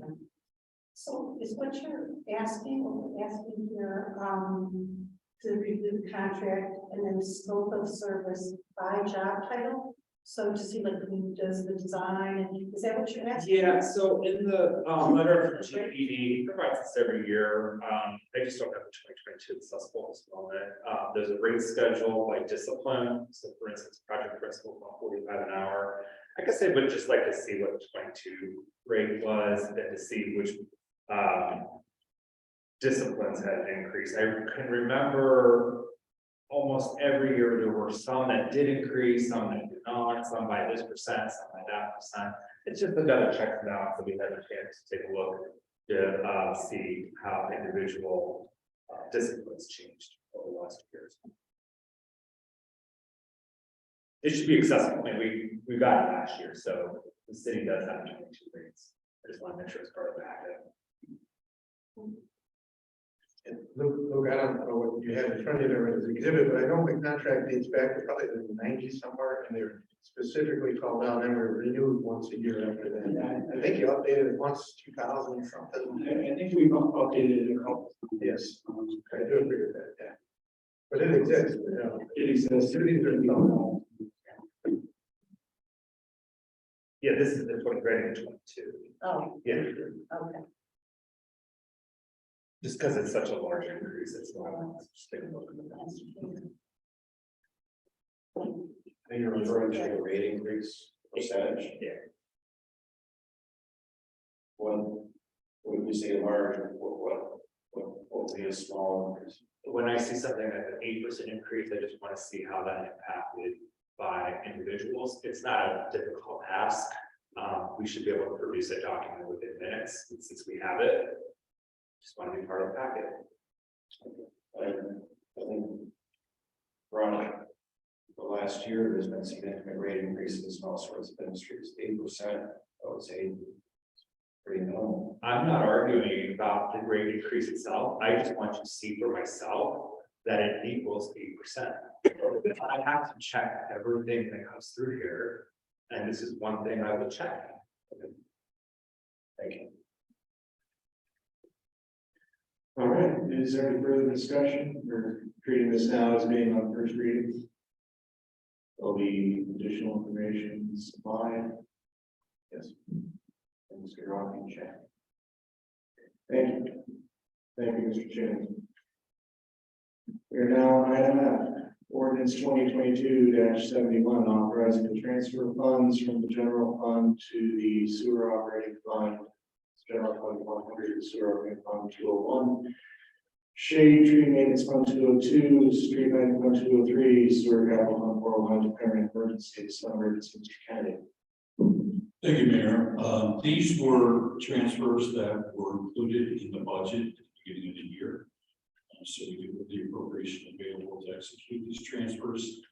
The transfers to the assessment bonds are basically required as part of the language in assessment ordinances, which is a small percentage of the total cost that is used to support those assessments that is not funded by the actual property tax collections. So these nominal amounts there support that additional variance that is included in the entire assessment collection process. So these amounts go from the general fund to those individual funds. I would like to highlight the street light fund. That one is $40,000. Given the price of electricity the last couple of years, We need to put that transfer in, as I said, it was budgeted, to make sure that we have enough money to cover our appropriation needs through the end of December. So once these transfers here are posted, the total year-to-date transfers from general funds to all other funds will be $307,960.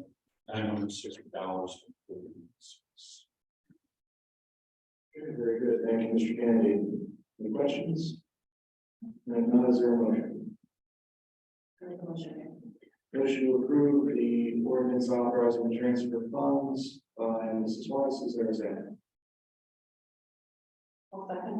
Second by Mrs. Sacks. Any discussion? Mr. Kennedy, just. Oh, it would be on emergency. Thank you. So it's on emergency. Yeah. Emergency. So motion on emergency by Mrs. Weiss Emergency. and Mrs. Sacks. Second again. Very good. Any discussion?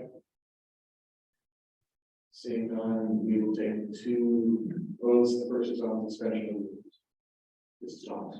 Mrs. Sacks. Aye. Mr. Rath. Aye. Mrs. Wise. Aye. Mr. Rule. Aye. Mr. Cooney. Aye. Mr. King. Aye. Then on the main motion. Mrs. Sacks. Aye. Mr. Rath. Aye. Mrs. Wise. Aye. Rule. Aye. Mr. Cooney.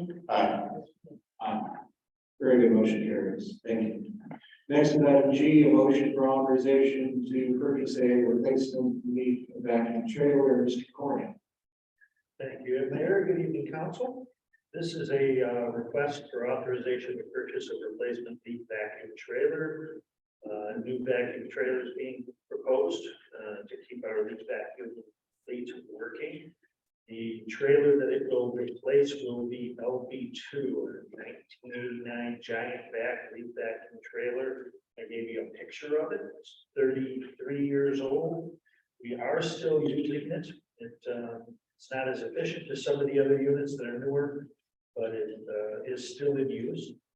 I'm requesting authorization to purchase this through the Thornwell contract, which is a state bid type contract from Old Dominion Drug Company, who manufactures the unit, and their local dealer is Best Equipment Company from North Royalton. The unit costs $53,939. The replacement unit, I provided you with the quote that they provided me with, along with a picture of the new unit. And our fleet condition replacement schedule showing that this unit is up for replacement in 2023. And I'm requesting authorization to purchase the machine that will come from, I believe, our leaf shade tree. Okay, very good. Thank you, Mr. Corning. Any questions for Mr. Corning? Yes, Mr. Kennedy. Yeah, so this is replacing an older unit that's reached end of life. Essentially, Yes. but the new equipment will be more efficient and with more flexibility and functionalities. Correct. So essentially, it's improving the service by getting a more modern piece. It is improving the operation of that piece of equipment, yes. Great. It's one of the, is there any ergonomic benefits for the service workers? Is it easier to use? Is it? They're pretty similar. They both have side vacuums on them, so that if you're up against the curb side, Right. they're pretty similar. The new one will obviously have more horsepower and will vacuum better. Hopefully that keeps them from having to move the hose as much. Right. Potentially, it's maybe a little bit easier to use, for the workers, but also more efficient. Great. All right, thank you. Thank you, Mr. Cooney. Mr. King. Thank you, Mayor. When would we, if we approve this evening, when would we take delivery of the new unit? Approximately 6 months. So hopefully we'll have it in service for the next sleep cycle, not this one. Thank you. Thank you. Is there a motion? I'll move. Okay, there's a motion to approve the purchase of the replacement vacuum trailer by Mrs. Sacks. Is there a second? Second, Mayor. Second by Mr. King. Any further discussion? Seeing none, Mrs. Thomas, we call the roll. Mrs. Sacks. Aye. Mr. Rock. Aye. Mrs. Wise. Aye. Mr. Rule. Aye. Mr. Tony. Aye. Mr. King. Aye. Very good, motion carries. Next is item H, a motion for authorization to purchase a used 2012 Mack rear load garage truck. Mr. Corning. This is, again, as the mayor indicated, a request to purchase a used rubbish packer. This will replace 21-1, our currently out of service rubbish packer. I'm sorry, it's 21-3, it's up at the yard, out of service. A 2004 Mack that was purchased used in 2014, I believe. So this would replace the broken truck. We've looked at it online, we've looked at videos of it. It's very similar to previous trucks that we have purchased used. It came from New York City and has been refurbished. The quote that we received for this truck is $44,200 with an additional $4,000 shipping. We'll put it on a flatbed truck and truck it to us. And I'm recommending that we do this purchase to keep our fleet running, the rubbish trucks. Yes, Mr. Corney, just for comparison's sake, a new truck at this time, was there pricing that you were able to ascertain on that? I did, as part of this request, show you a picture, attach a picture of the existing truck, which is out of service up at the yard. I attached the quotation for the 2012 Mack that I'm proposing that we purchase. And I attached pictures of the new truck proposed, along with the replacement schedule. And what was the question? Oh, I was just asking, and I see it as a packet about the alternative. How much this price is going to put this? I did attach a quote for the new, if we purchased a new truck through Bell Equipment, which is where we received the last, I believe, 3 trucks through state purchasing. And the new truck there is $295,500. So almost $300,000 for a new truck. And do you know what the turnaround time is for acquiring a new truck versus this used truck? I asked Bell Equipment about the delivery schedule on the new truck. It would be the 4th quarter of 2023 next year. So a full year from that. And this used truck? Used truck about 30 days. Once we pay the bill. Very good. Thank you, Mr. McCoy. Is there a motion? I have a couple questions. Go ahead, Mr. Ron. So this has light miles, it looks like, but I don't know if that's considered light since just driving through the neighborhood house to house, I don't know. What age of this vehicle, how would you equate the mileage on vehicles that we have in 2012? I can equate it to the other used trucks we've purchased in the past. It's actually has less. Okay, good. Previous used trucks were in the range of 48 to 52. Okay. And this one's at 42. And 46. Looking at your packet here, we have a truck from 2014, 21-6.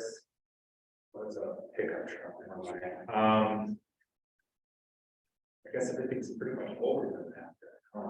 Well, your 2007 trucks, you have 2 of those. They're both listed in fair condition. What would you say the condition of this is if you were to rate it? Of the new truck? Oh, it's going to be probably in good condition. Good condition. Yeah, it's, when they refurbish it, they replace the lights, flashers, they repaint the entire truck, change the tires, that kind of thing. Okay, thanks. Any other questions? Please go ahead. Thank you, ma'am. I know it isn't directly attached to our approval here, but we saw the condition of the old truck. What would we do to dispose of that? Sell it as scrap or?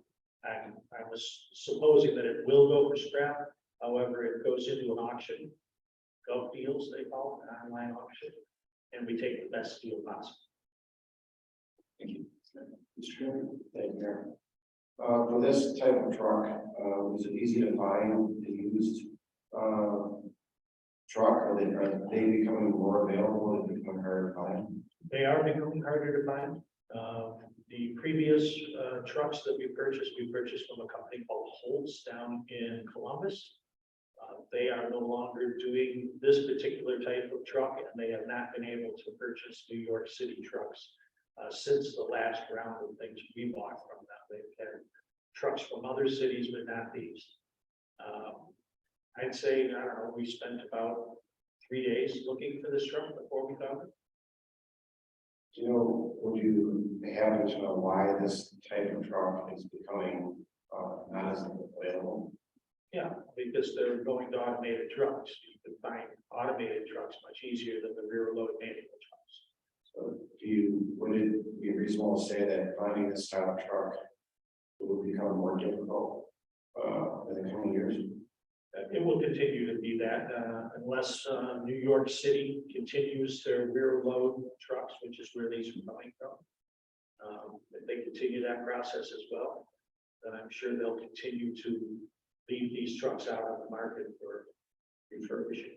All right, thank you. Can I just ask a question? You're talking about used trucks though, right? Because new trucks are hand built, so you could have any specification of new truck, correct? You can. In fact, the quote that I got is for a new rear load pack.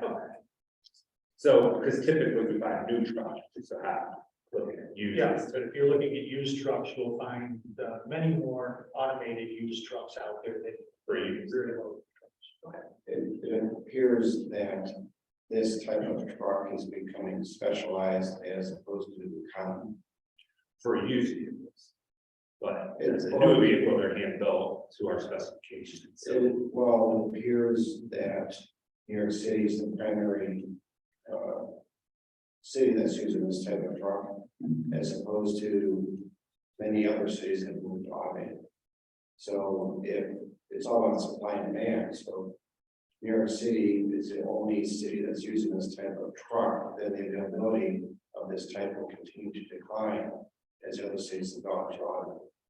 sure, if you're looking at used trucks, but again, we typically buy new trucks. And from what I'm understanding, we will not have an issue with sourcing new trucks for rear loading. You can still specify a rear load packer and buy it, and of course, the lead time's a year or longer. Sure. So the lead time goes up, the cost goes up, because if you're making less of them, then the need for those type of materials will decline, so your costs will continue. Is there a motion to approve the purchase of this particular used truck? I have one more question. I'm not sure why you surmise that only zero trucks are only being used in New York City. So, I'm sure. Okay, Based on account. thank you. Mayor, I'll make a motion to approve the purchase of the used 2012 Mack low rubbish truck in an amount not to exceed 48,000. Oh, with shipping. Oh, you said 4,000 for shipping, right? Right. That's 40. So it should be plus the 40. Oh, I see, correct, right, sorry. So 48,200, not to exceed. Very good. The motion by Mr. Rollins, is there a second? Second. Second by Mrs. Watts, any discussion? Mrs. Thomas, we call the roll. Mrs. Sad. Aye. Mr. Rock. Aye. Mrs. Wise. Aye. Mr. Gould. Aye. Mr. Mooney. Aye. Mr. King. Very good, motion carries. Next is item I. It's a motion to enter executive session for purpose of discussing legal proceedings, personnel, and real estate matters. I understand that there's been a request for an update regarding legal proceedings, and therefore, I would ask now for a motion to enter into an executive session at the conclusion of the regular portion of the meeting for going into to discuss legal proceedings. Yeah, also about personnel. In person. I guess we'll have one then for personnel and for. Very good. Is there a motion? Okay, motion by Mr. Gould, is there a second? A second. Second by Mr. Mooney, Mrs. Thomas, you call roll. Mrs. Sad. Aye. Mr. Rock. Mrs. Wise. Aye. Mr. Gould. Aye. Mr. Mooney. Aye. Mr. King. Aye. Very good. We'll have the executive session later in the meeting. For now, we will go on then to reports and communications from directors. And we'll start with finance, Mr. Kennedy. Thank you, Mayor. Just want to update everybody on statement of cash, revenue and expense, the report that was run today. We started the year with $5.34 million. Year-to-date revenue through today is $15.7 million. Expenses are $13.7 million. So the unexpended balance, that's money that's available before any encumbrances against the general fund, is $7.4 million. Right now, we have $1.1 million of encumbrances. So our unencumbered ending balance is about $6.3 million. So doing very well. If we look at things on an all funds basis, the beginning balance of the year was a little over $10.4 million. We collected a little over $20 million in revenue. Year to date, our expenses are $18.3 million. So our unexpended balance for all funds, that includes the general fund, is $12.1 million.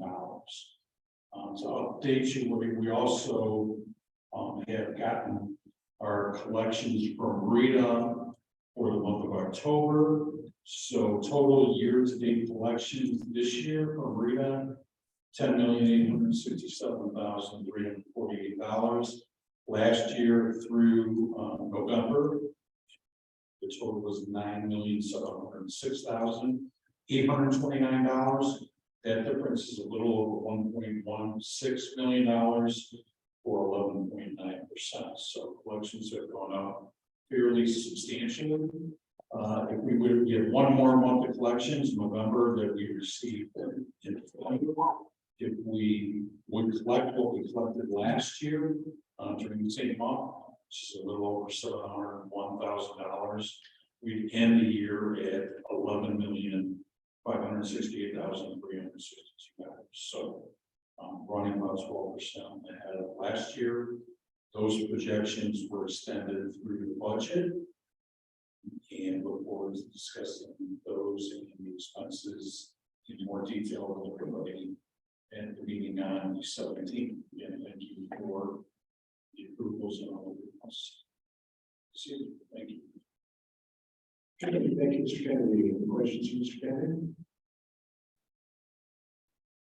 Thank you. Next is Director of Law, Mr. McDonald. I'll deliver a brief report of executive session. Thank you, Mr. McDonald. Next is Public Safety, Police. No report by Police. Public Safety, Fire. No report by Fire. Service. District 1. Just an update on leaf collection. We have made it around the city twice now, and we've already started our third pass of the city for leaf collection today. Tree planting will commence next week. The trees will be delivered, and the following week, hopefully, we'll be putting them in the ground. And tree pruning will not start until sometime in December. Very good. Thank you, Mr. McCormick. This is it. Thank you. I'm a little concerned, like on my street, for instance, cars are parked in front of my house, it seems, and the trucks come by, and I'm not sure if the use of it is being collected. What do you propose? That you ask your neighbors to move their car, or I don't know if it's the neighbors, I don't know what it is, Yeah, unfortunately, that's part of the city. Cars are parked in many places.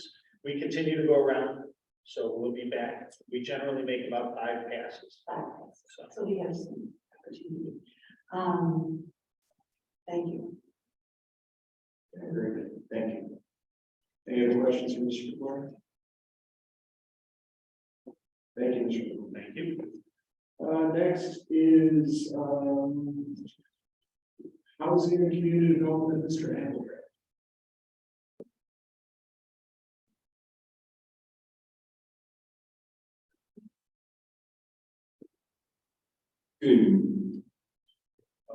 Regarding the housing department, we're at the time of year where things begin to slow down as far as inspections are concerned. The last 2 weeks, we had 23 rental inspections and 28 home sales. Regarding community development, the city will be presenting with South Euclid and Clean Heights on our collective grant to NOACA on November 15th at 2:30. We've spoken with members of NOACA since the grant submission and have since amended our collective request. As NOACA felt that some of our proposed bike boulevards would be part of a new separate planning effort to begin next year. City's original estimate included sharrows and sign toppers for streets which were removed in our collective amended request, including Miramar, removed South Green and Eaton as well, along with Meadowbrook as an east-west route. The routes which we will seek funding for were included with our request. They include Silsbee, Trademore, Saybrook, and Washington along the South Belmar. The South Green was not included, and neither was Taylor as a north-south route. Our total in regards to all three cities is $280,480 as a combined request from NOACA. University Heights total for that grant request is $59,400. The remainder of the amount will go towards enhanced crosswalks at Warrensville and Mayfield, along with enhanced signage for Clean Heights as well. So that's the grant that we submitted and amended with NOACA. And I have a good feeling that it's going to be passed. We will know by February of next year if we were indeed awarded the amount. And that's all I have as far as the development.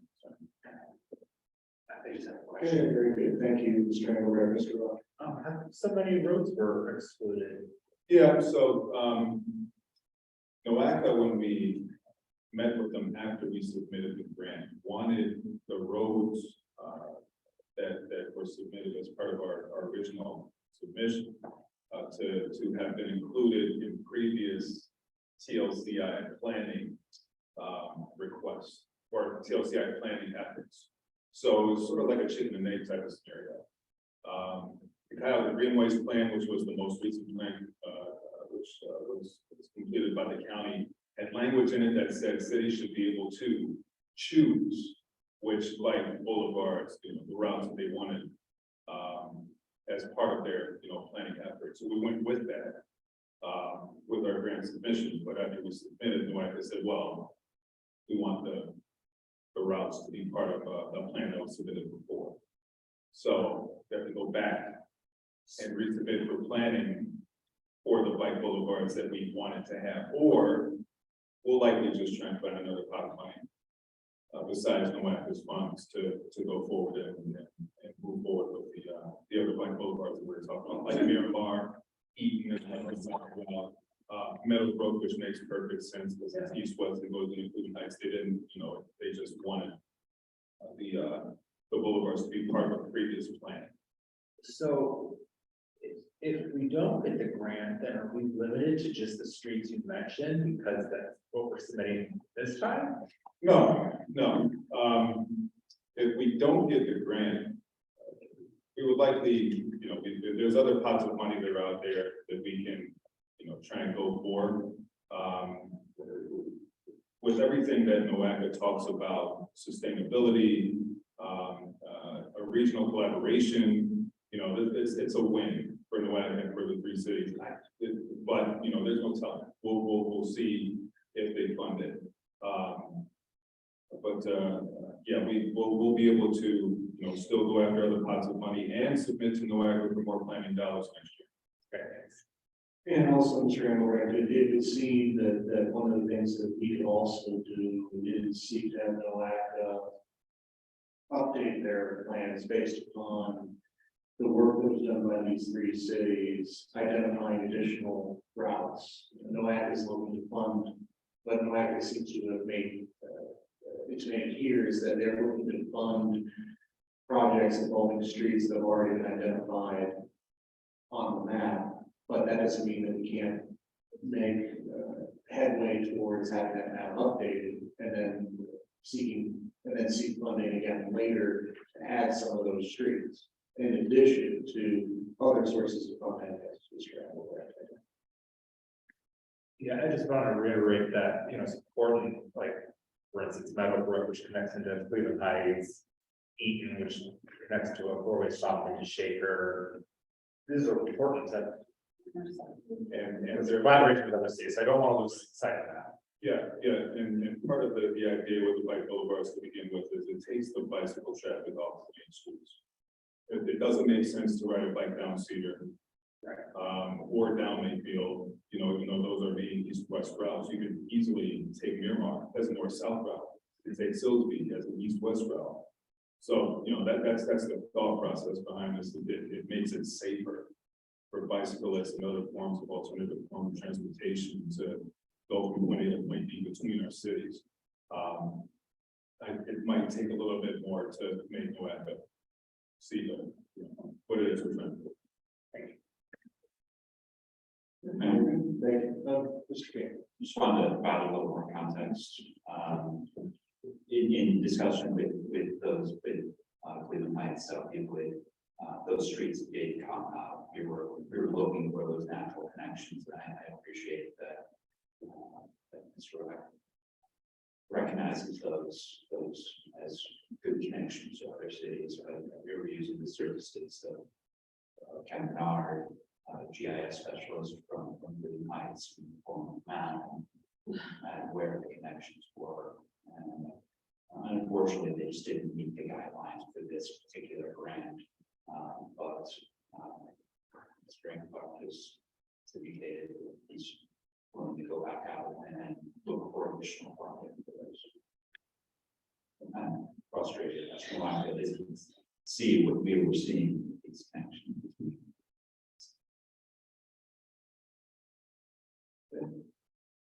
Thank you, Mr. King.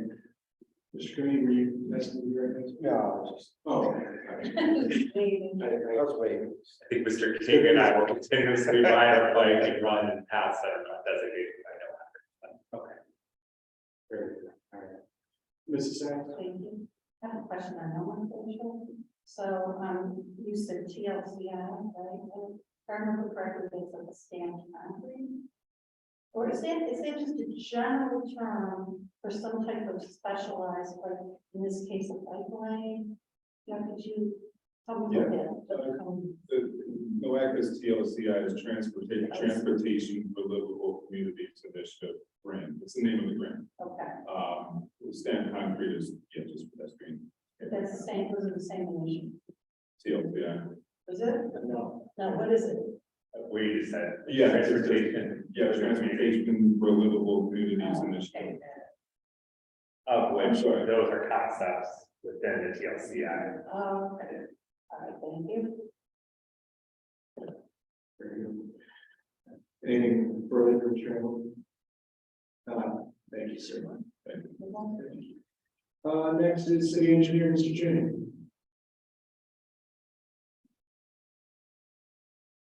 Yes, thank you, Mayor. Just to report on 3 construction projects that are wrapping up.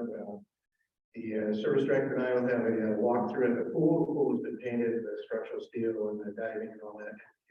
Slide has been completed. We had a walkthrough with them this week at the end of the week. We have the same thing on the Cedar Road. Although it's not 100% completed.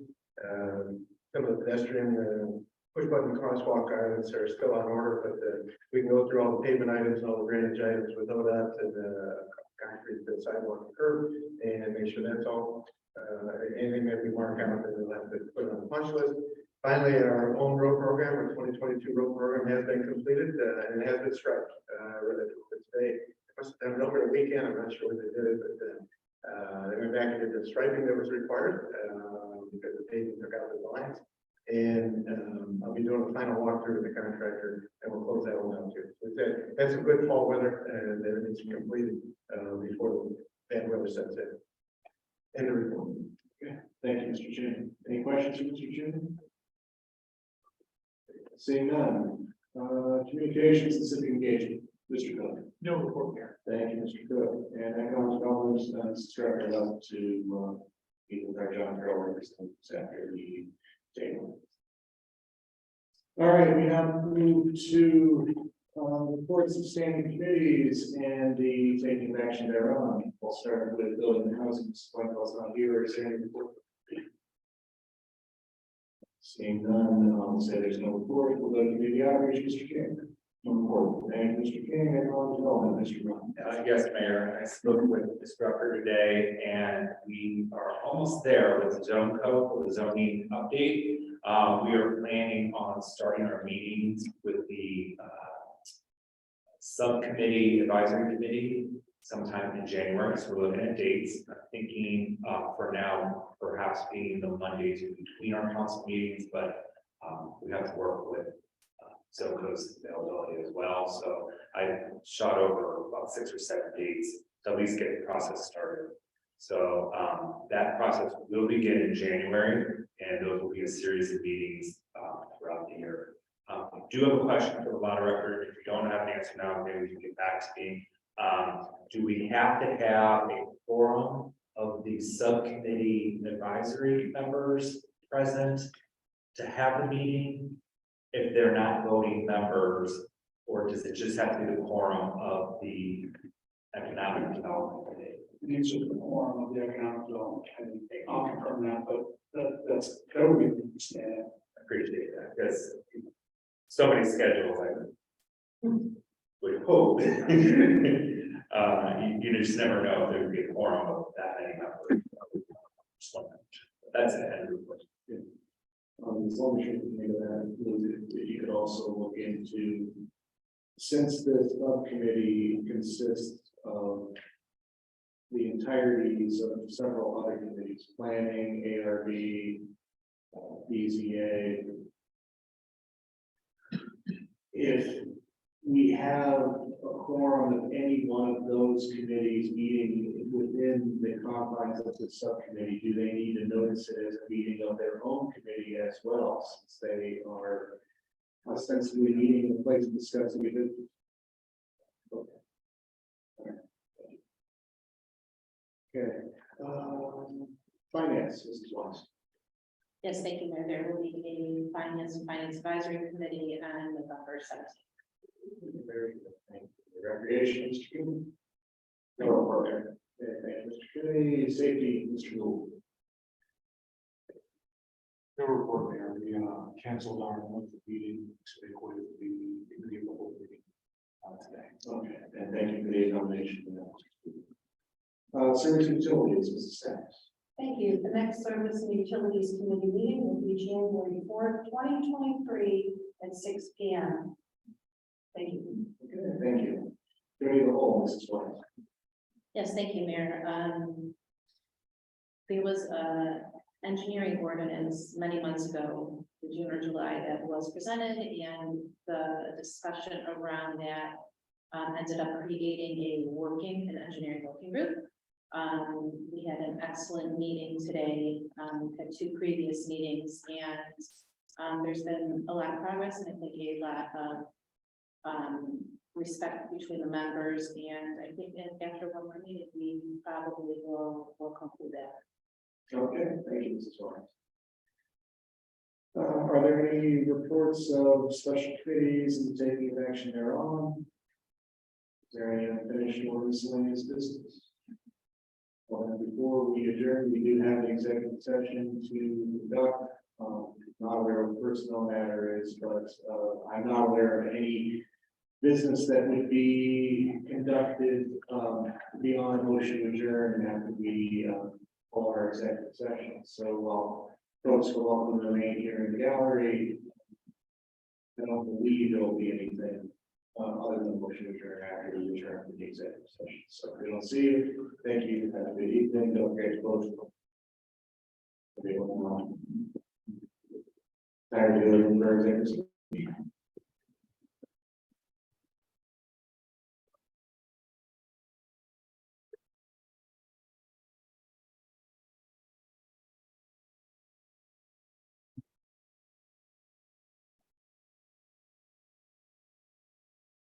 Yeah.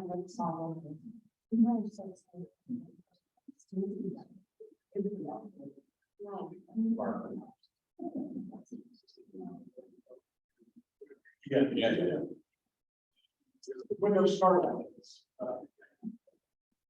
Dogs.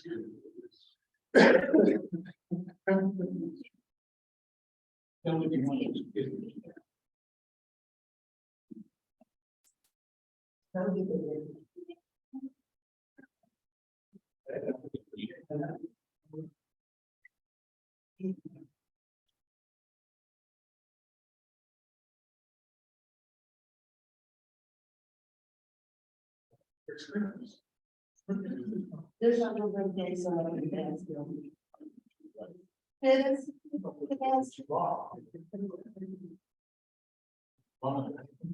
It's better, I'm not having, I haven't filled it. I gotta fill it.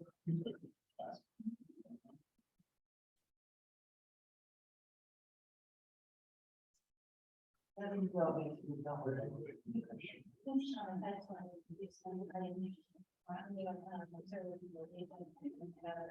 I'm saying.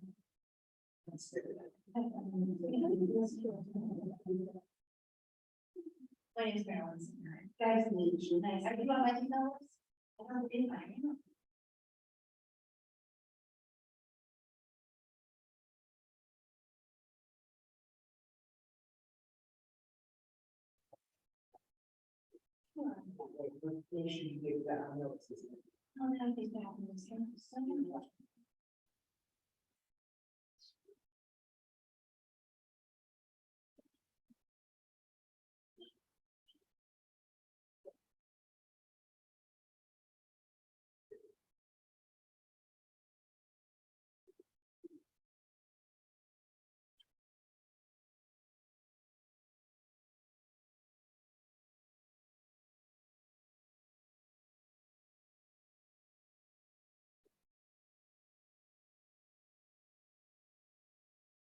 This is my first week, and I'm gonna miss the 17th. First. Oh, my God, where are you going? San Francisco.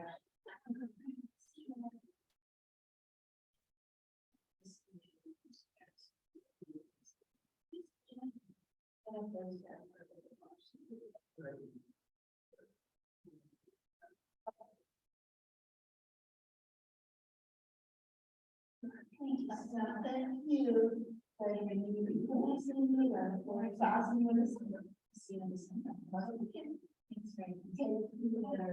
You too, safe travel to you. Thank you.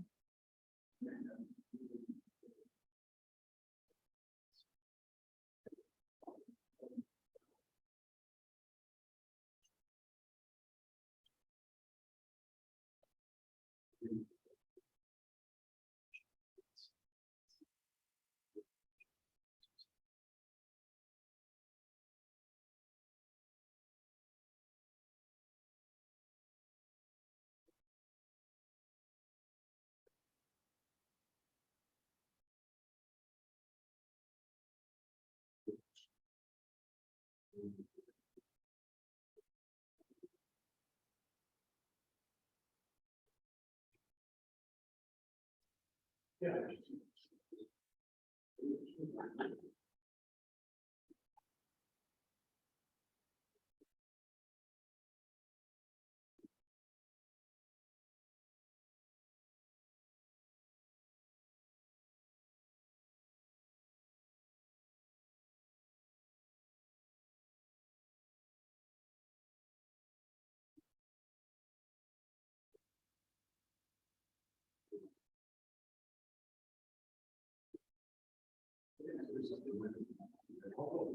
I gotta.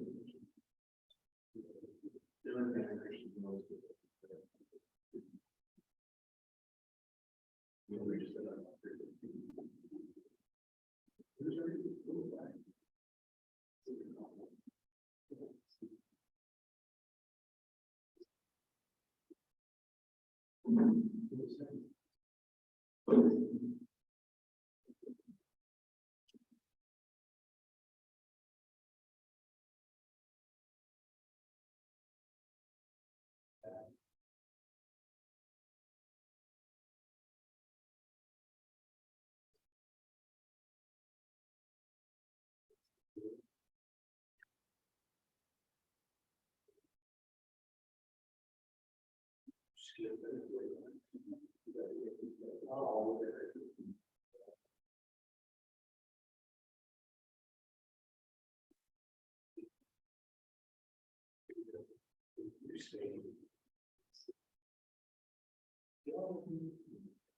you tomorrow.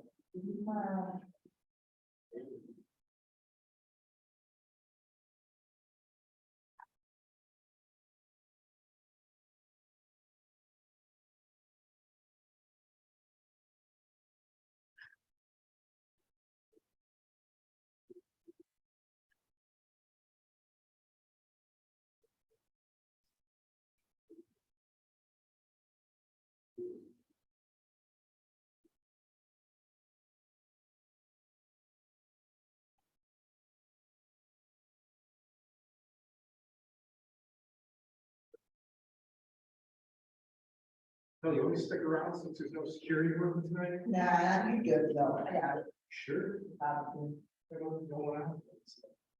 But I'll go home and get that. I don't want to hear you. That's perfect.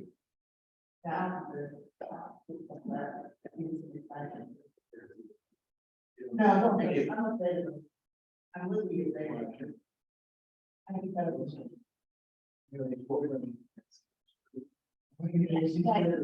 Azer. Mace. Not on me. So we're out of candidates, when you said a resignation. Somebody says, well, I don't really want to do anything. I don't want to figure it out. That's what we're doing with the David. But yeah.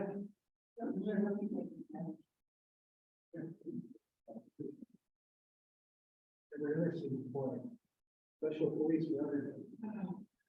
So somebody out there.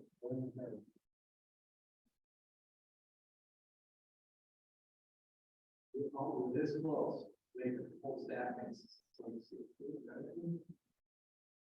It's close. A few weeks away, it's full staff. We've been out for a shift once a year. We got 5 guys in back. We didn't have a trainer. We got trainers. You know, president, one full staff. We did that, we did that. Wow, brutal. Pretty much. Pretty plans.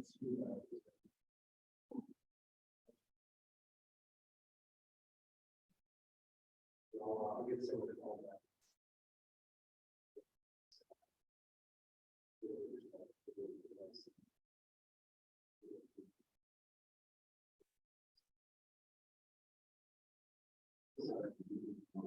Yeah, well, just a word, like, well, if you don't need this in service now.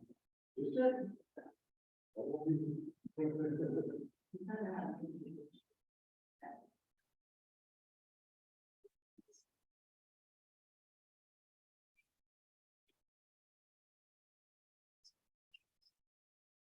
Yeah, I'm doing, yeah.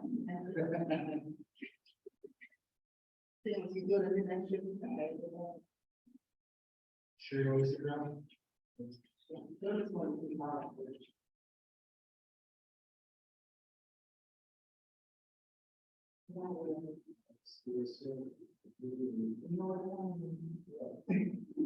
Have a good night.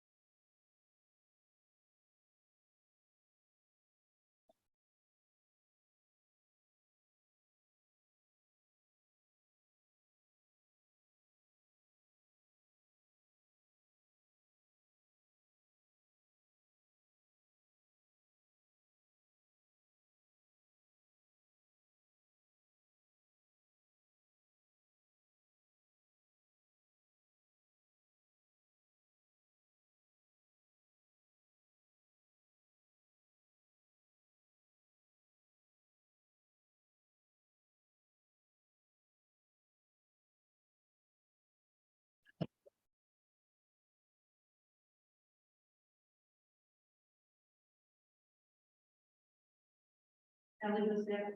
On the month. That was way too long.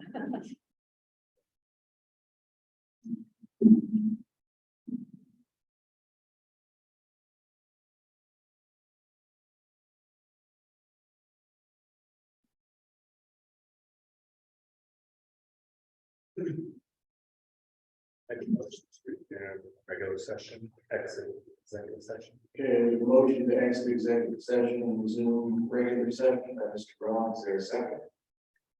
Second by Mrs. Weiss, Mrs. Thomas, we call the roll. Mrs. Sacks. Aye. Mr. Rock. Aye. Mrs. Wise. Mr. Cooney. Mr. King. Motion to adjourn. Motion to adjourn by Mr. King, is there a second? I'll second. Second by Mr. Cooney, Mrs. Thomas, we call the roll. Mrs. Sacks. Aye. Mr. Rock. Aye. Mrs. Wise. Mr. Cooney. Aye. Mr. King. Aye. Very good, we are adjourned. Thank you.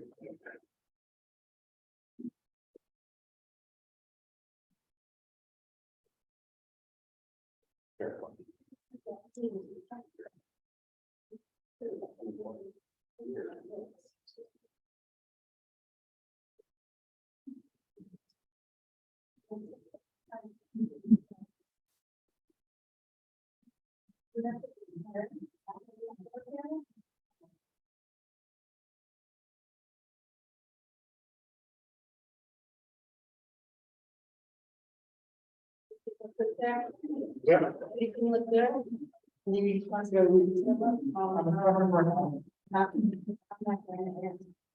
It's possible.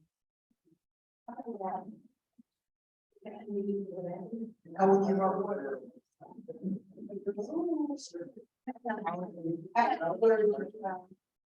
So, don't be waiting, midnight.